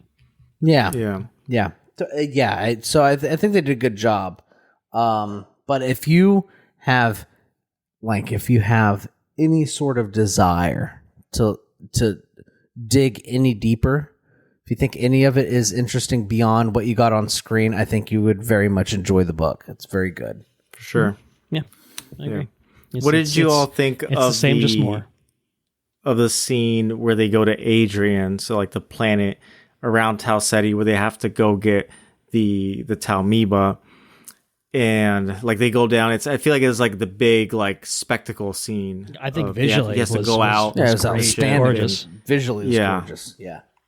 Just the use of colors and everything. It was pretty tense too. Pretty tense thrilling sequence too. Yeah. Right. I thought that was done so well. Like, I don't think I don't think it translated as well. Like, Grace was fucking miserable making that chain. He had to make that chain for like 3 weeks. It was a long time. Yeah. Just endlessly making links to make the chain. I think they could have really made a comedic moment out of that. Just him endlessly making fucking links over and over and over again. There's definitely like, I mean, again, that's a classic example of certain things getting like. The important thing is the chain was made. It could have been a 5-minute funny thing about like this. Like some of the humor was obviously done different places. I think Rocky coming in and being like, "Why is this place so fucking dirty?" Like, just rolling around in this ball. Rocky was incredible. Yeah, James Ortiz with the voice on Rocky just nailed it. Had such a good comedic sense for it, and like I think Rocky's quite funny in the book, but he's also really funny on screen. Like when he's talking about his mate, and then Rocky's talking about his mate, and he asks Grace, he's like, "Do you have a mate?" Question, and he's like, "I did," and now she's with Mark, and he's like, "I hate Mark." I hate Mark. That was good. The way Rocky moved too was pretty incredible because like half the time like they never really touch, right, because their atmospheres are so different. So he's either in like a ball or the wall, and like. I feel like to try to display that, like, it's so, like, how do you do that with, like, the limited amount of knowledge I have about filmmaking? It's like, all right, you got to make these two characters, but they can never touch each other. They're always, like, separated by, like, a barrier. And you're just like, what? How do I, like, and this character doesn't have a face. It's just kind of like a spider rock thing. It's like, how do you do that? Like, I thought they did a really good job with that. They make, like, the... oh shit! What's the material called? The xenonite. Xenonite. Yeah, they have like the xenonite, like it's like a flexible barrier. Oh, yeah. Apparently, too, if you go on one of the websites and you have a 3D printer, which I do not, they have a file that you can download of the little Grace astronaut. That you can download and print a 3D. Like I've seen people xenonite version of it. That makes sense. That's what's going on there. Okay, that explains it for sure. Yeah, so you cool. can do that. I like that. But xenonite's pretty cool. Yeah, pretty cool until you breed Talmiva for nitrogen resistance, and then you did it. But then it's like, all right, so cool. I'm gonna get her out of this. Oh, we bred it to be immune to xenonite, and it just like it goes to the pores. Right. I think the best science scene was the flashback when he's like discovering and working in the lab. Oh, that was good. Personally, and we got great stuff with Carl. We haven't talked about Carl. Carl was great. Carl was great. Which government? All of them. He's like, do we have a? What do you say? Do we have like a expense account? And he's like, no, but I do. And then they're just like, it's like it was a real like Martian scene of like I'm the scientist shit out of this. Oh, yeah, for sure. That was a lot of fun, and it did capture the sort of thing. Like, let me try everything that I can think of, and you're like, I'm just gonna stab it. Let's see what happens here. Yeah, it's good. Yeah, yeah, that was good. That was well done. I think one thing that stands out for me that didn't happen in the book that was really cool in the movie was Grace getting the chance to go inside the blip bay. He gets his own xenonite suit and goes in, and it's. I don't know. Like visually, I can't even really explain it. Well, yeah, looks fucking crazy. Like you can kind of see like what looks like audio signals maybe being passed through. Yeah, it looks like it's made of cords and shit because they don't know about radiation. They don't block anything. I don't know, but right. That too. Yeah, that was really interesting to kind of see that. I mean, it was just like I don't want to say throwaway moment, but it was kind of just like. Hey, is there anything I can do for you? And it's just like, well, actually, yeah, that was cool. It was really like interesting to see. I want to see your spaceship, dude. Yeah, I mean those ships, like both of the ships, are so cool. Yeah, really cool. Like the Hail Mary and the Blip A, They've got a Lego version of the visually Hail are Mary, so cool. Which would be pretty cool to get at some point, but Legos are expensive. Man, I've seen the clips of it. So not only is the Lego version like a cool replica, there's a little crank that you can turn, and then it starts spinning the ships, and then it like simulates the centrifugal force that the ships do. And I was like, oh my god, that's so cool. And then when they get the ships together and they're both spinning together, I was like, so cool. That's nuts. Like visually, just some of the stuff that Greg Fraser did, and like combining, because a lot of the stuff I heard here is practical in terms of like they built an actual Hail Mary and did like a lot of the filming on it or on top of it and in different ways. So, and then they had to apparently build it because of the gravity was set in different ways, where like when they launched, the ground was here, and then the other times it was on the other side. So like the gravity would be in different ways. So they had to build like 2 different ships essentially to film in. And that's just the stuff that like takes so much effort, but I think really makes a difference. Pays in the off, end. yeah. Yeah. Like it's not just, I don't know. It's like you can do something because it's difficult, but I think it really shows like the amount of effort that everybody put into the film. To make it authentic, right? So it makes an authentic movie. It makes an authentic experience. Doesn't happen a whole lot. Usually it's just easier to plug it into a computer and just make something, make a spectacle within a computer. Ask ChatGPT, be like, hey, there's a little make a couple alien spaceships. thing, and there's an astronaut thing, and make them like go on a mission. Yeah. All right. Does anyone have any other spoilery thoughts to talk about? I don't know. I don't think so. I think I would also sacrifice the human race for Rocky in his race. Rocky's a good guy. I think. Yeah, he's a great guy. He's a good pal. Yeah. Like, so last thing, like I heard some interviews with Andy Weir and they're talking about like, why make this book that's like more positive, and like you think of alien encounter and like becomes a war and all these things, and he has this whole extended interview that you can watch or listen to, but he talks a lot about like his view of it, and like if like the things that a space race would need to become intergalactic and be at the place where Rocky is.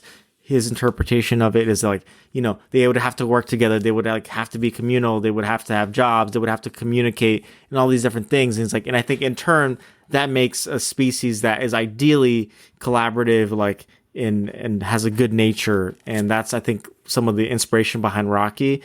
And I love the darker sci-fi and the 3 body problem and books like that.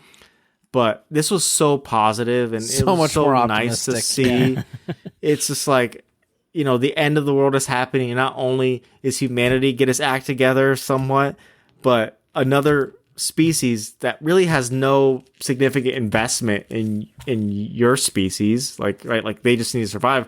But like Rocky he doesn't even distrust Grace, I feel like, at any point. Like he automatically is willing to share information and ask for help, and I assume he's been there for so long. He's like, if someone else here, like maybe they can help me, I can help them. Like he just has such a good nature, and it's so nice to see. Yeah. And it's such a, I don't know, it comes out like being very positive and warm, and it's just like a nice feeling to have. It's like the big difference, right? Is the only reason why humanity can continue forward, and the Adrians, is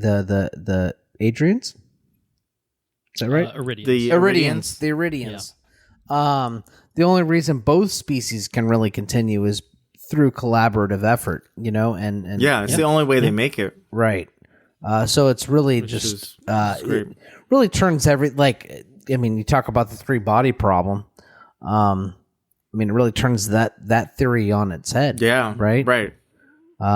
Like the dark forest theory is like essentially the opposite of this, of like you can't even announce yourself to the rest of the universe because they will kill you, whereas this is like, you need someone else to collaborate, and they need you to survive.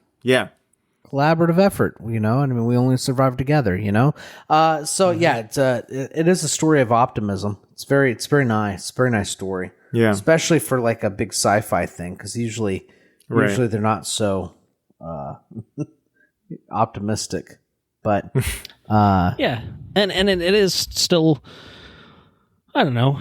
I think that though it is a happy ending, it is a satisfying and not overly saccharine sort of ending. I think for me, like Grace doesn't make it home. You know, there's not some big scene with him reuniting with Strat or anything like that. And like the Earth that we do see with Strat towards the end is pretty bleak and gray. Like, you know, like it is sort of there's punches that they go through, and I know and I will say if there's one thing I was glad about reading the book for was knowing that Rocky, does not sacrifice himself for Grace in that particular moment where they're on that sort of sequence on or I guess around Adrian, where Grace smashes his head into the thing and it's kind of just like, oh fuck, is this it? Are we gonna lose Rocky because like this entire theater is going to probably punch holes in the screen if it's going to go that way. You know what I mean? Like it will be the biggest gut punch in 2026 cinema, perhaps. But it's not that kind of movie, and that's okay. That it's not like that. It takes you on that sort of thing, and there is a few minutes of like, oh fuck, they didn't do that, did they? They would have done that to me. Those sons of bitches, they wouldn't have done that. To the point where you are kind of arriving back at that end point, and it's like, no, this is good in a I'm happy sort of way, but also in a like deeply earned, satisfying sort of way. Like it doesn't feel like an ass pull to get there. Like every plot point just felt like, yeah, that makes sense. We got there, they earned that. That makes sense, and I feel good about it. And I'm glad that I'm happy to feel good about it. So, yeah. All right. Yeah. Felt good watching this movie. Very, minus very the good. Blackout. Yeah, minus that part. Feels like it'll be a rewatchable movie. I feel like a lot of space movies are a bit more intense in some ways. I think of like a Gravity, where it's like fucking stressful as fuck. Gravity. Like just like really intense and stressful. Interstellar, I think, is kind of like, I think definitely a little darker. Interstellar is pretty cool. It's maybe a little denser. Probably a little less rewatchable, but this has that sort of kind of blockbuster quality to it where, it is this cool fucking setting and fun characters and stuff. And it has that sort of depth to it as well, but I don't know. It feels like it's going to be a rewatchable movie. And I don't know if I'll quite make it to a theater to see it again. I would like to, certainly if possible, but definitely going to be a addition to my 4K collection. Maybe a steelbook in the future, potentially. We'll see. Yeah. But yeah. All right. I think that's going to be it for me for Project Hail Mary. Any final thoughts from anyone else? No, I think that's. I believe in the Hail Mary. Hail Mary, full of grace. No, nothing. No one wants to say anything to that. No, I thought it was fun. Clearly, Andy Weir thought it was fun too. Cheeky little bastard. All right. Who would like to move on to the listener's corner? We can move on. All right. To the listener's corner we go. Bruce Brown was on some airplanes recently. And I know the best films are watched on airplanes. Yeah, well, and they went out to Hawaii and back, so I know those were some fucking flights. Not as many entries on here as you might think, so there might have been some sleeping. That's and long from else Florida. On that plane. Yes, very long. But I'm guessing these are airplane watches. I could be wrong. He can write in and correct me after this episode goes up and he listens. But F1, generally liked it, thought it was predictable, but the acting and the action were both good. I would concur with that assessment of F1. Bugonia. Wasn't sure I would like it, but I thought it was excellent. Acting was great. Had some good twists. Didn't see coming. Overall, quite excellent. Emma Stone was great in it. And I agree with Jesse that. Plemons was quite good in that. But I thought it was good as well.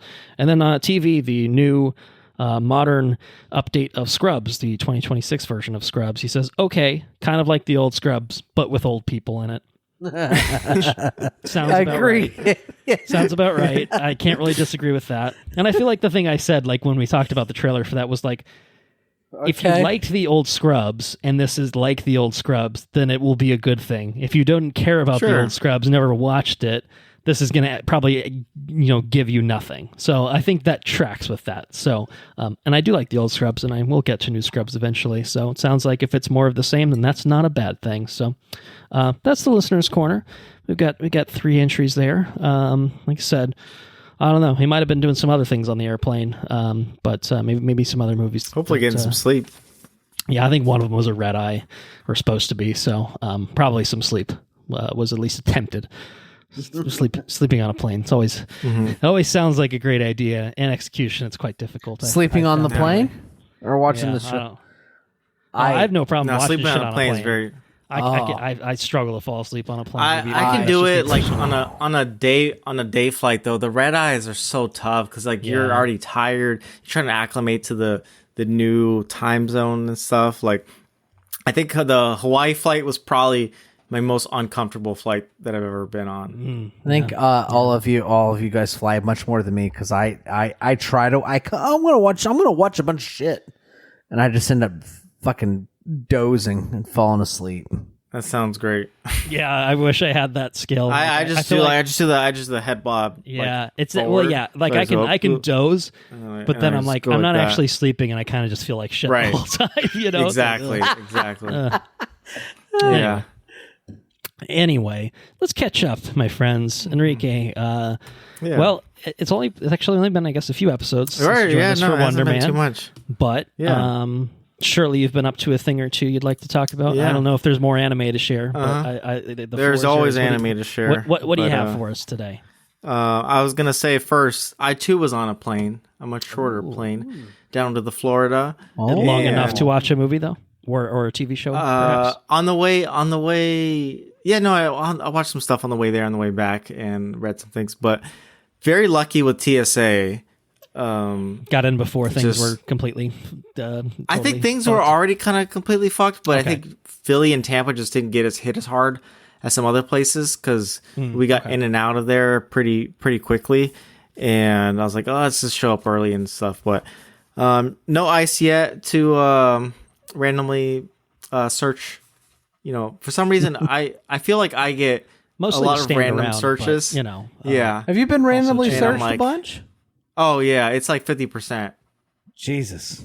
Oh man. It's usually very quick though. It's just like a wand or a pad. I think what you mean to say is quote unquote randomly, but anyway. Yeah, and I'm like, I think this is gonna get a lot less random from now on. But it's Florida's a quick trip, so it's not too much to watch. So I'll save the anime for later, but some of the movies that I watched, including the trip, but with the trip, I got to see Andrew and the family. I got to see Sarah, Benny, pool party, and Nolan. So that was a lot of fun, and it was a good time. So I went down for a conference, but it was nice to be able to get a little bit of learning in, get a little bit of time back in the Florida sphere. We were in St. Pete and back in Land Lake, so that was nice. But between hanging out with my mom and the flight movies, I watched F1 as well for the first time. Nice. That was not on the plane. It was on a big TV with a lot of sound, and the sound was great. Like I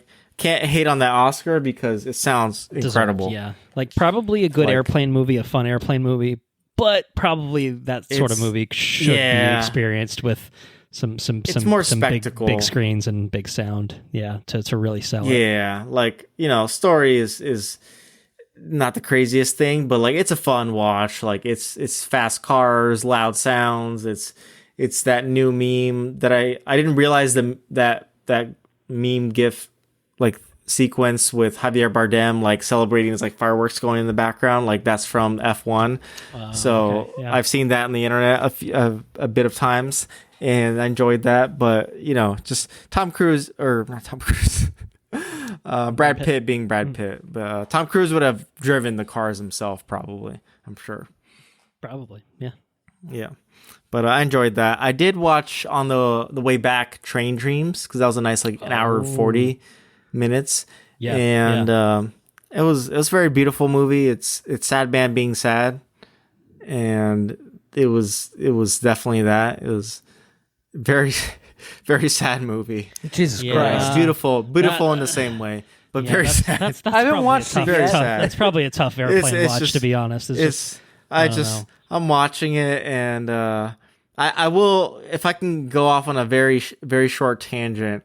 I finished the movie, we land, and Andrew, I know you've been on a plane here and there, and there's an order to getting off a plane. Like, there's only one entrance, one exit, and it goes from 1 to whatever, depending on how big your plane is. The front deep planes first, and then everyone kind of follows suit because it's not a big aisle. Right. And so I'm sitting in the aisle seat. I have a couple next to me. It's a little bit older, and we land. Everything's on time. It's not one of those things that they're super delayed, so everyone's late for their connections. And the couple next to me is getting very angsty, and they start talking and things. And I'm like, all right, I don't think they're talking to me directly, so I'm just kind of mind my own thing. And then eventually they're talking to each other. It's like, should we ask them? She's like, hey, what are you waiting for? And I was like, for the other people to get off the plane? And they're like, yeah, but we can just go, right? I'm like, no, it's actually a very small aisle. Everyone's getting their bags and things. No, there's 20 rows of people. I'm sitting in seat 21, 22 something. I'm like, no, we have to wait for everybody else to leave. And at no point did they mention we have a connection to catch, we're in a rush. It's just we got to get out. At what point does it matter though? You can't blow past. That's the thing. I'm like, what are you gonna do? Are you just gonna bulldoze through 20 rows of people? So then, I just sit in my seat. I have all my things. I'm ready. I'm not gonna take long. I'm not dilly-dallying around. I don't want to be on a plane longer than I have to, but I'm not gonna be rude and kick all these people out. And then 2 more minutes goes by, maybe 3, not that long, and they're just can you just go? We need to get out of here or something. And I'm like, I'm not gonna go. And in front of all these people, I'm like, I can stand up if you need to get up, or if you need to leave, if you're in a rush, I'm happy to do that. And they're like, okay. And then they start doing that. But of course they can't get through because there's all these fucking people trying to get off the plane. So they're just standing in line. And then the people in front of me are like, oh yeah, we're all trying to get to the same place. And then they start getting into a thing. It's like, well are we? And then it's just becomes a whole thing. Or just at our age you get claustrophobic. I'm pretty sure the people in front of me were about the same age. And he's like, we're all stuck in this plane together. No one wants to be here.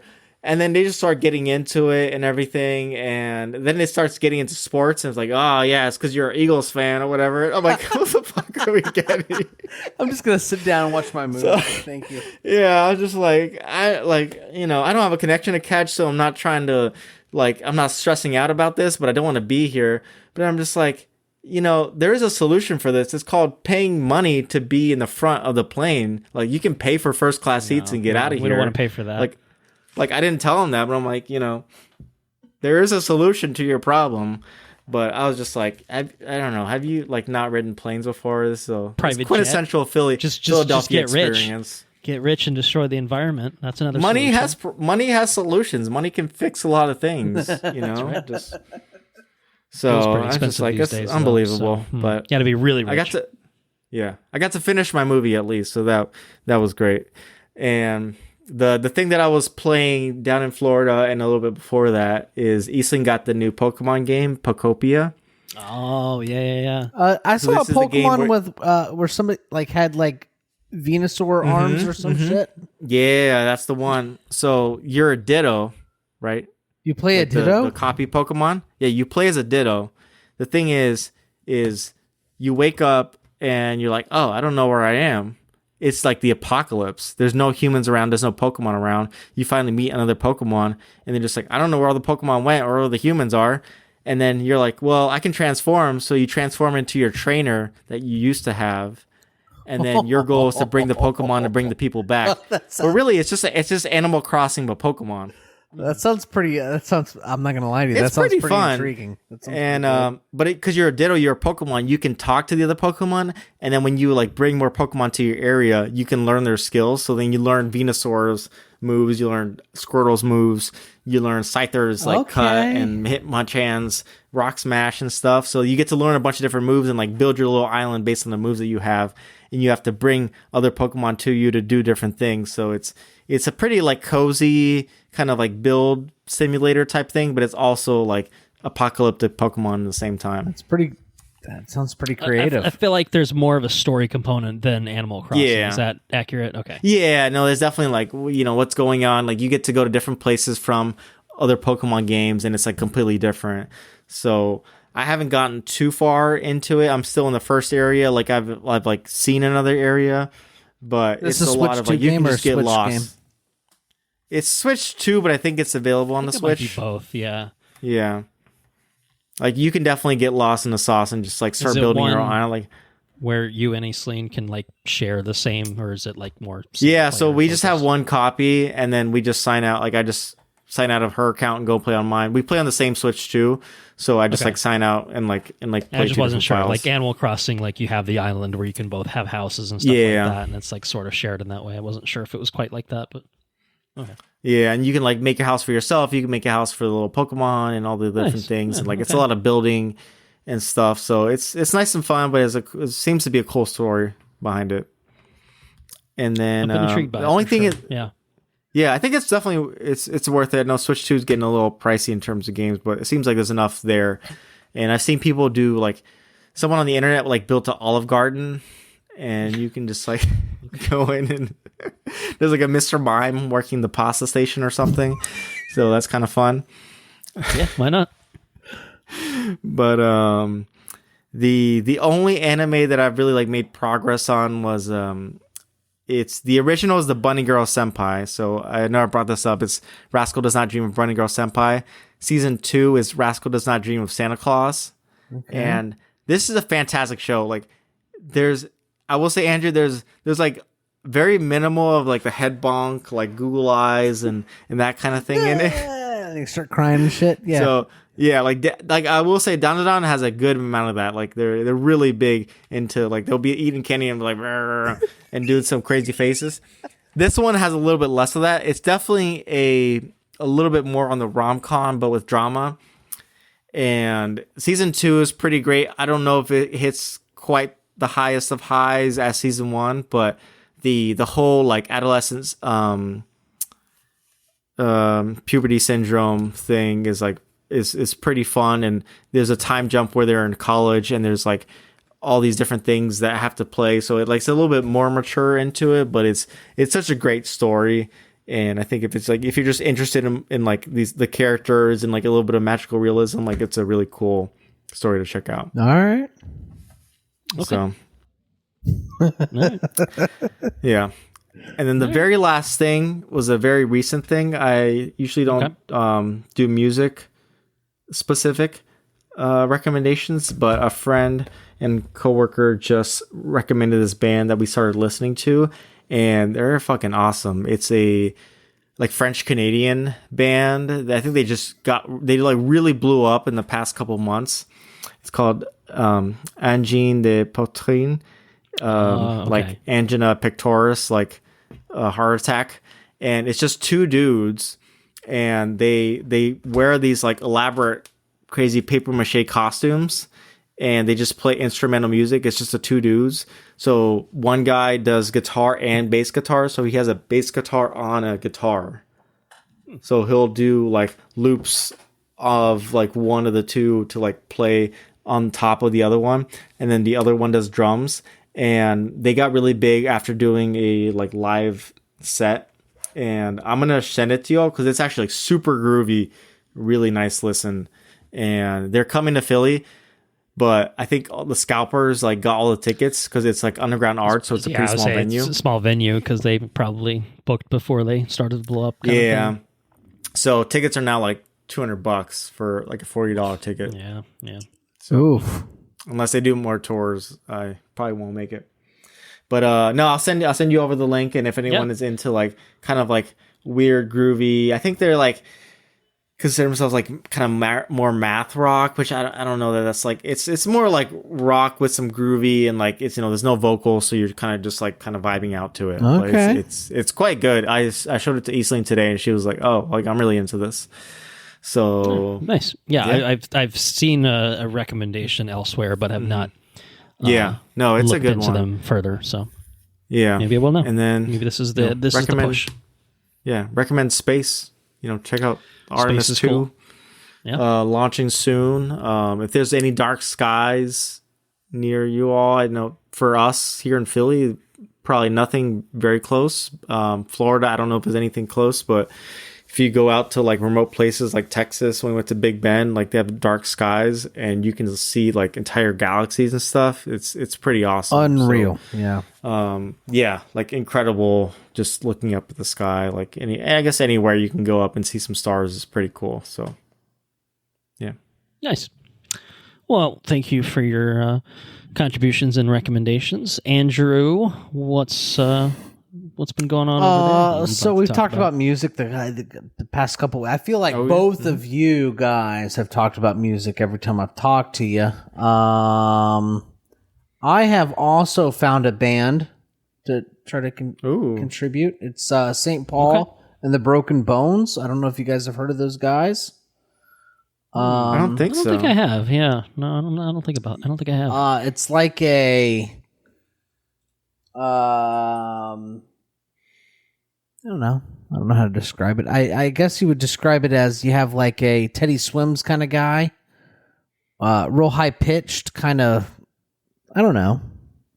That kind of voice, like bluesy kind of deal, I guess, and then you got like a brass section in there. It's pretty good.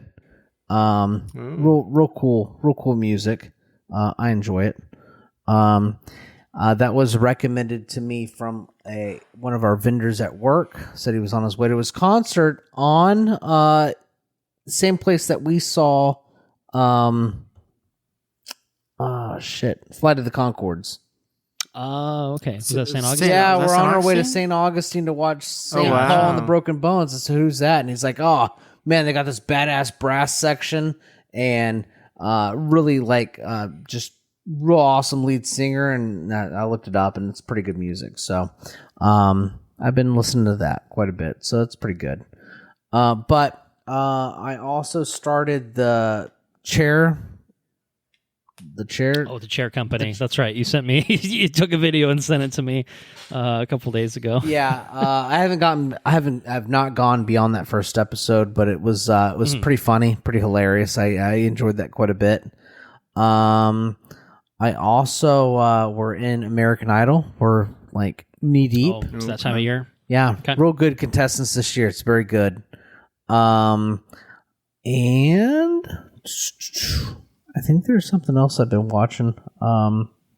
They released another episode of Invincible, or another season of Invincible. I think the new season just started. 3 or 4. Yeah, so there's a couple of things here. I think it's 4. that just started airing. And I'm like 2 seasons behind.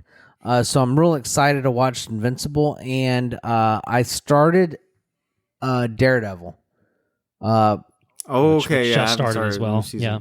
I started it, but I have not finished the first episode. Like I got a couple minutes in, I'm like, holy shit, this is going to be good. I can't watch this in the bedroom. I need to watch this in the living room. And so I stopped. Gotta lock the fuck in. And I think besides that, I think that might be it since the last time we recorded. So I don't have a lot on my list, I will say. I think I talked to Anna. I was like, "What? Have we watched anything? Like, like we've dabbled. We started a few things, and I'll talk about those, I guess, in a second. But I think the one thing that we've actually watched in its entirety this past weekend, I guess, other than Project Hail Mary, of course, was Pirates of the Caribbean: Dead Man's Chest, the second Pirates movie. We watched Curse of the Black Pearl sometime last year. Within the past year for sure. And the first one I think legitimately holds up. I think it's quite good, very entertaining, like a great ride to movie sort of adaptation. I have never been a fan of the sequels. I think I've only seen Dead Man's Chest and At World's End once a piece, I think in theaters when they came out. Dead Man's Chest, I know I definitely didn't like at the time, and really my one memory of it is the fucking shit on the wheel at the end when they're all fighting and sword fighting. Oh yeah, it was awesome. Wheel. So creative. I had a good time. I mean, and I will say it's definitely better than I remembered, but there's a good 30 minutes of it that is just dog shit that should have been like, I think Anna like put it away of like, there's a good movie in there. And I'd agree with that. Like, I think there's a 2-hour version of that movie that's actually like probably a pretty worthy follow-up to the first one. The dialogue's not as snappy. The characters aren't as good, but like some of it, and this is something that we had a brief conversation after Project Hail Mary, talking about like the Davy Jones CGI and stuff is like still like incredible, you know, good. And this is a movie that was made like 20 fucking years ago, and it's crazy how well some of that holds up, not even just for the time, but like even in comparison to like a lot of stuff that's come out in the past few years. Like, I mean, Avatar is like incredible and like still shows that, like, the technology really truly has advanced in the past couple decades. But, you know, you watch stuff like Quantumania and like other, you know, things like I Am Legend, you know, is it like a closer in time example where it's just like some of these look real fucking bad. And and why is this the case? Is it just rush? You know, is it not enough time? Is it, you know, people that aren't as talented? Like what? I don't know what it is, but clearly whoever, I think it was Weta that worked on the Pirates movies, like incredible Weta stuff. Kills it every time. With Davy Jones particularly. It's a pretty fun movie overall. I mean, you know, the Johnny Depp of it all is, you know, highs and lows there for sure. You know, I had fun with it. There is like a Cannibal Island sequence in like the first like hour that is just fucking miserable and way too fucking long. But I did have fun with it. I will begrudgingly admit my recollection is that At World's End is purely dreadful. And we will probably watch it. I don't have fond memories of that one. I do. Like, I think Dead Man's Chest at least has its charms, and like if it is, even if it is a bit overlong, overstuffed, and a bit silly and over the top, like it's still good enough. Whereas I feel like the third one was kind of just like, oh shit, what happened here? But maybe we'll revisit it at some point, and I can revisit that thought. But yeah, that's the only thing that we really like fully watched. We've watched a few episodes of Shrinking, the first season on Apple TV, and enjoying that. Jason Segel's great, Harrison Ford's great. Enjoying it. I think we're probably like halfway through the first season. We did start the first. We started Company Retreat, but we've only watched the first episode. Oh, that's out now. That started. I think 3 episodes are out now. I think another 2 are coming out this week. Oh and shit! The last, it'll wrap up in a week's time. I think it's 8 total. So it's fun, very fun so far. Enjoying it so far. Want to get on Daredevil. Had intentions to watch it last night and then tonight, and hasn't happened yet, but will happen soon. Very, very excited to get into Daredevil now that it's started up again. Plan to watch it on a week-to-week basis, I'll say. So yeah, I think the only thing left to say is March Madness has become March Sadness. Our Gators got eliminated in pretty embarrassing fashion in the first weekend. They won their first game by 59 points and then lost the second game by 1 point. Go figure. Different opponents, of course, but yeah, no, that was a bit of a bummer. But you know what softens the blow is when you've won the national championship the year prior, you can't get too upset about these sorts of things. But would have certainly liked to see Florida go a bit deeper into the tournament than certainly they did. I didn't expect them to repeat. Realistically, they have some issues that I think make them vulnerable to losing a game in a 6-game stretch or whatever it takes to actually win the whole damn thing. But would have liked to have seen a better performance. Although not to make fun of any rival schools, but they did make a better showing than Georgia did in the tournament. So who had the honor of being blown out by St. Louis in the first game. Yeah, I think that's it. I kind of want to watch some space movies now. I don't know if anyone else is feeling the same way. I feel like Interstellar is definitely one.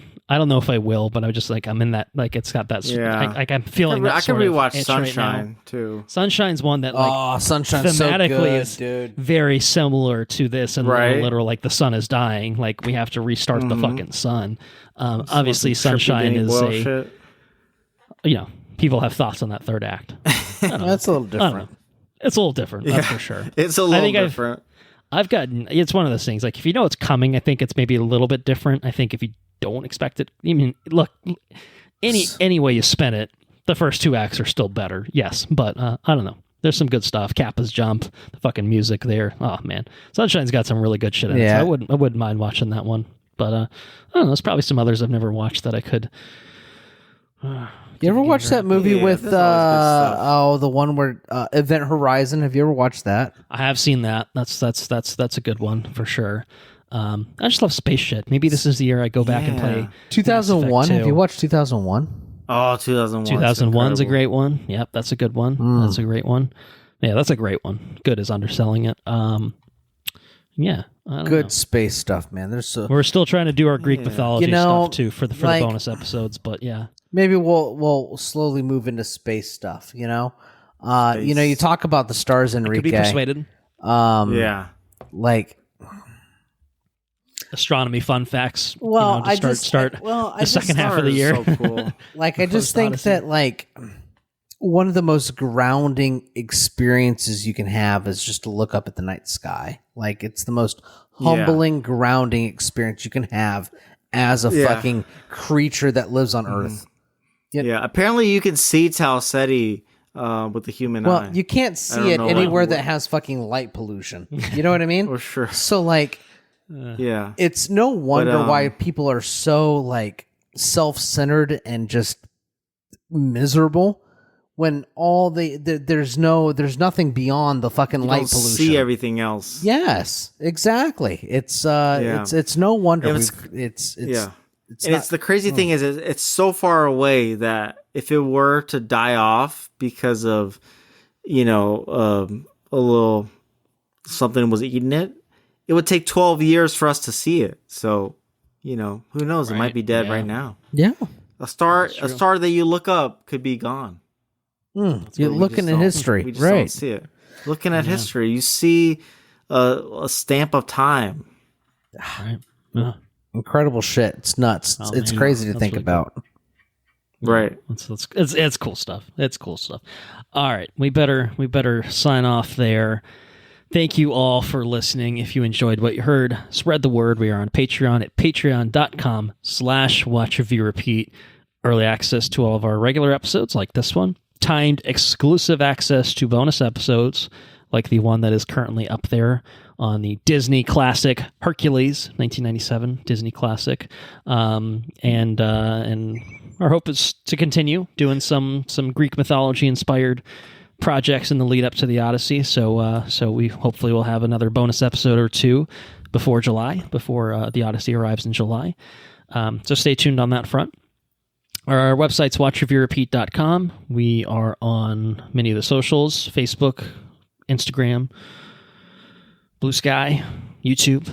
Just head to our website, and you'll have links in the top right corner that will take you to all of those places. Our email, if you want to get in contact with us and be on the listener's corner on a future episode, is watchreviewrepeat@gmail.com. So if you've got questions, comments, suggestions, you've got something to say, please send it our way. We can talk about it. Next we record. Intro and outro track, Mechanolith by Kevin MacLeod at Incompetech.com, licensed under the Creative Commons by Attribution 3.0 license. Henrique, thank you for coming back, talking about something with us. I expect we'll probably have you back on in a couple months' time for Daredevil once it wraps up. And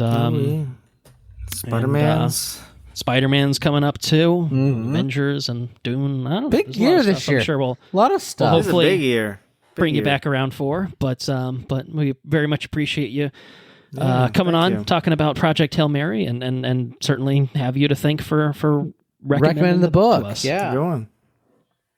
All right. What are we doing next? I cannot tell you. Mario is coming out. I don't know if Andrew's going to be making theater trips in back-to-back weeks. That could be bold, but I think is Benny into Mario? We could. He would probably enjoy it, not being that into it. I think he'd probably have a good time. Okay. I think I might take him to it. Age appropriate for sure. Yeah. I guess he's. I don't know. Yeah, I don't know. Definitely seems like something that would play well for children. So maybe that helps. Maybe that's a little easier ask. Yeah, to take a kiddo to it. So maybe Mario. We also are. I guess this is probably April by the time you're listening to this. So we've got another edition of Brews News and Previews to record for April. So that's an option as well. But yeah, no, we're moving into April, and I don't know. I think those are kind of the two probably most imminent things to work on. But there's probably other stuff coming out in April that might be worth talking about too. So we'll figure it out. We'll get into it, and we'll be back. So. I guess the only thing left to say is, fist my bump. Oh, fist. No, okay, yeah, sorry. yeah. Fist my bump. My bump.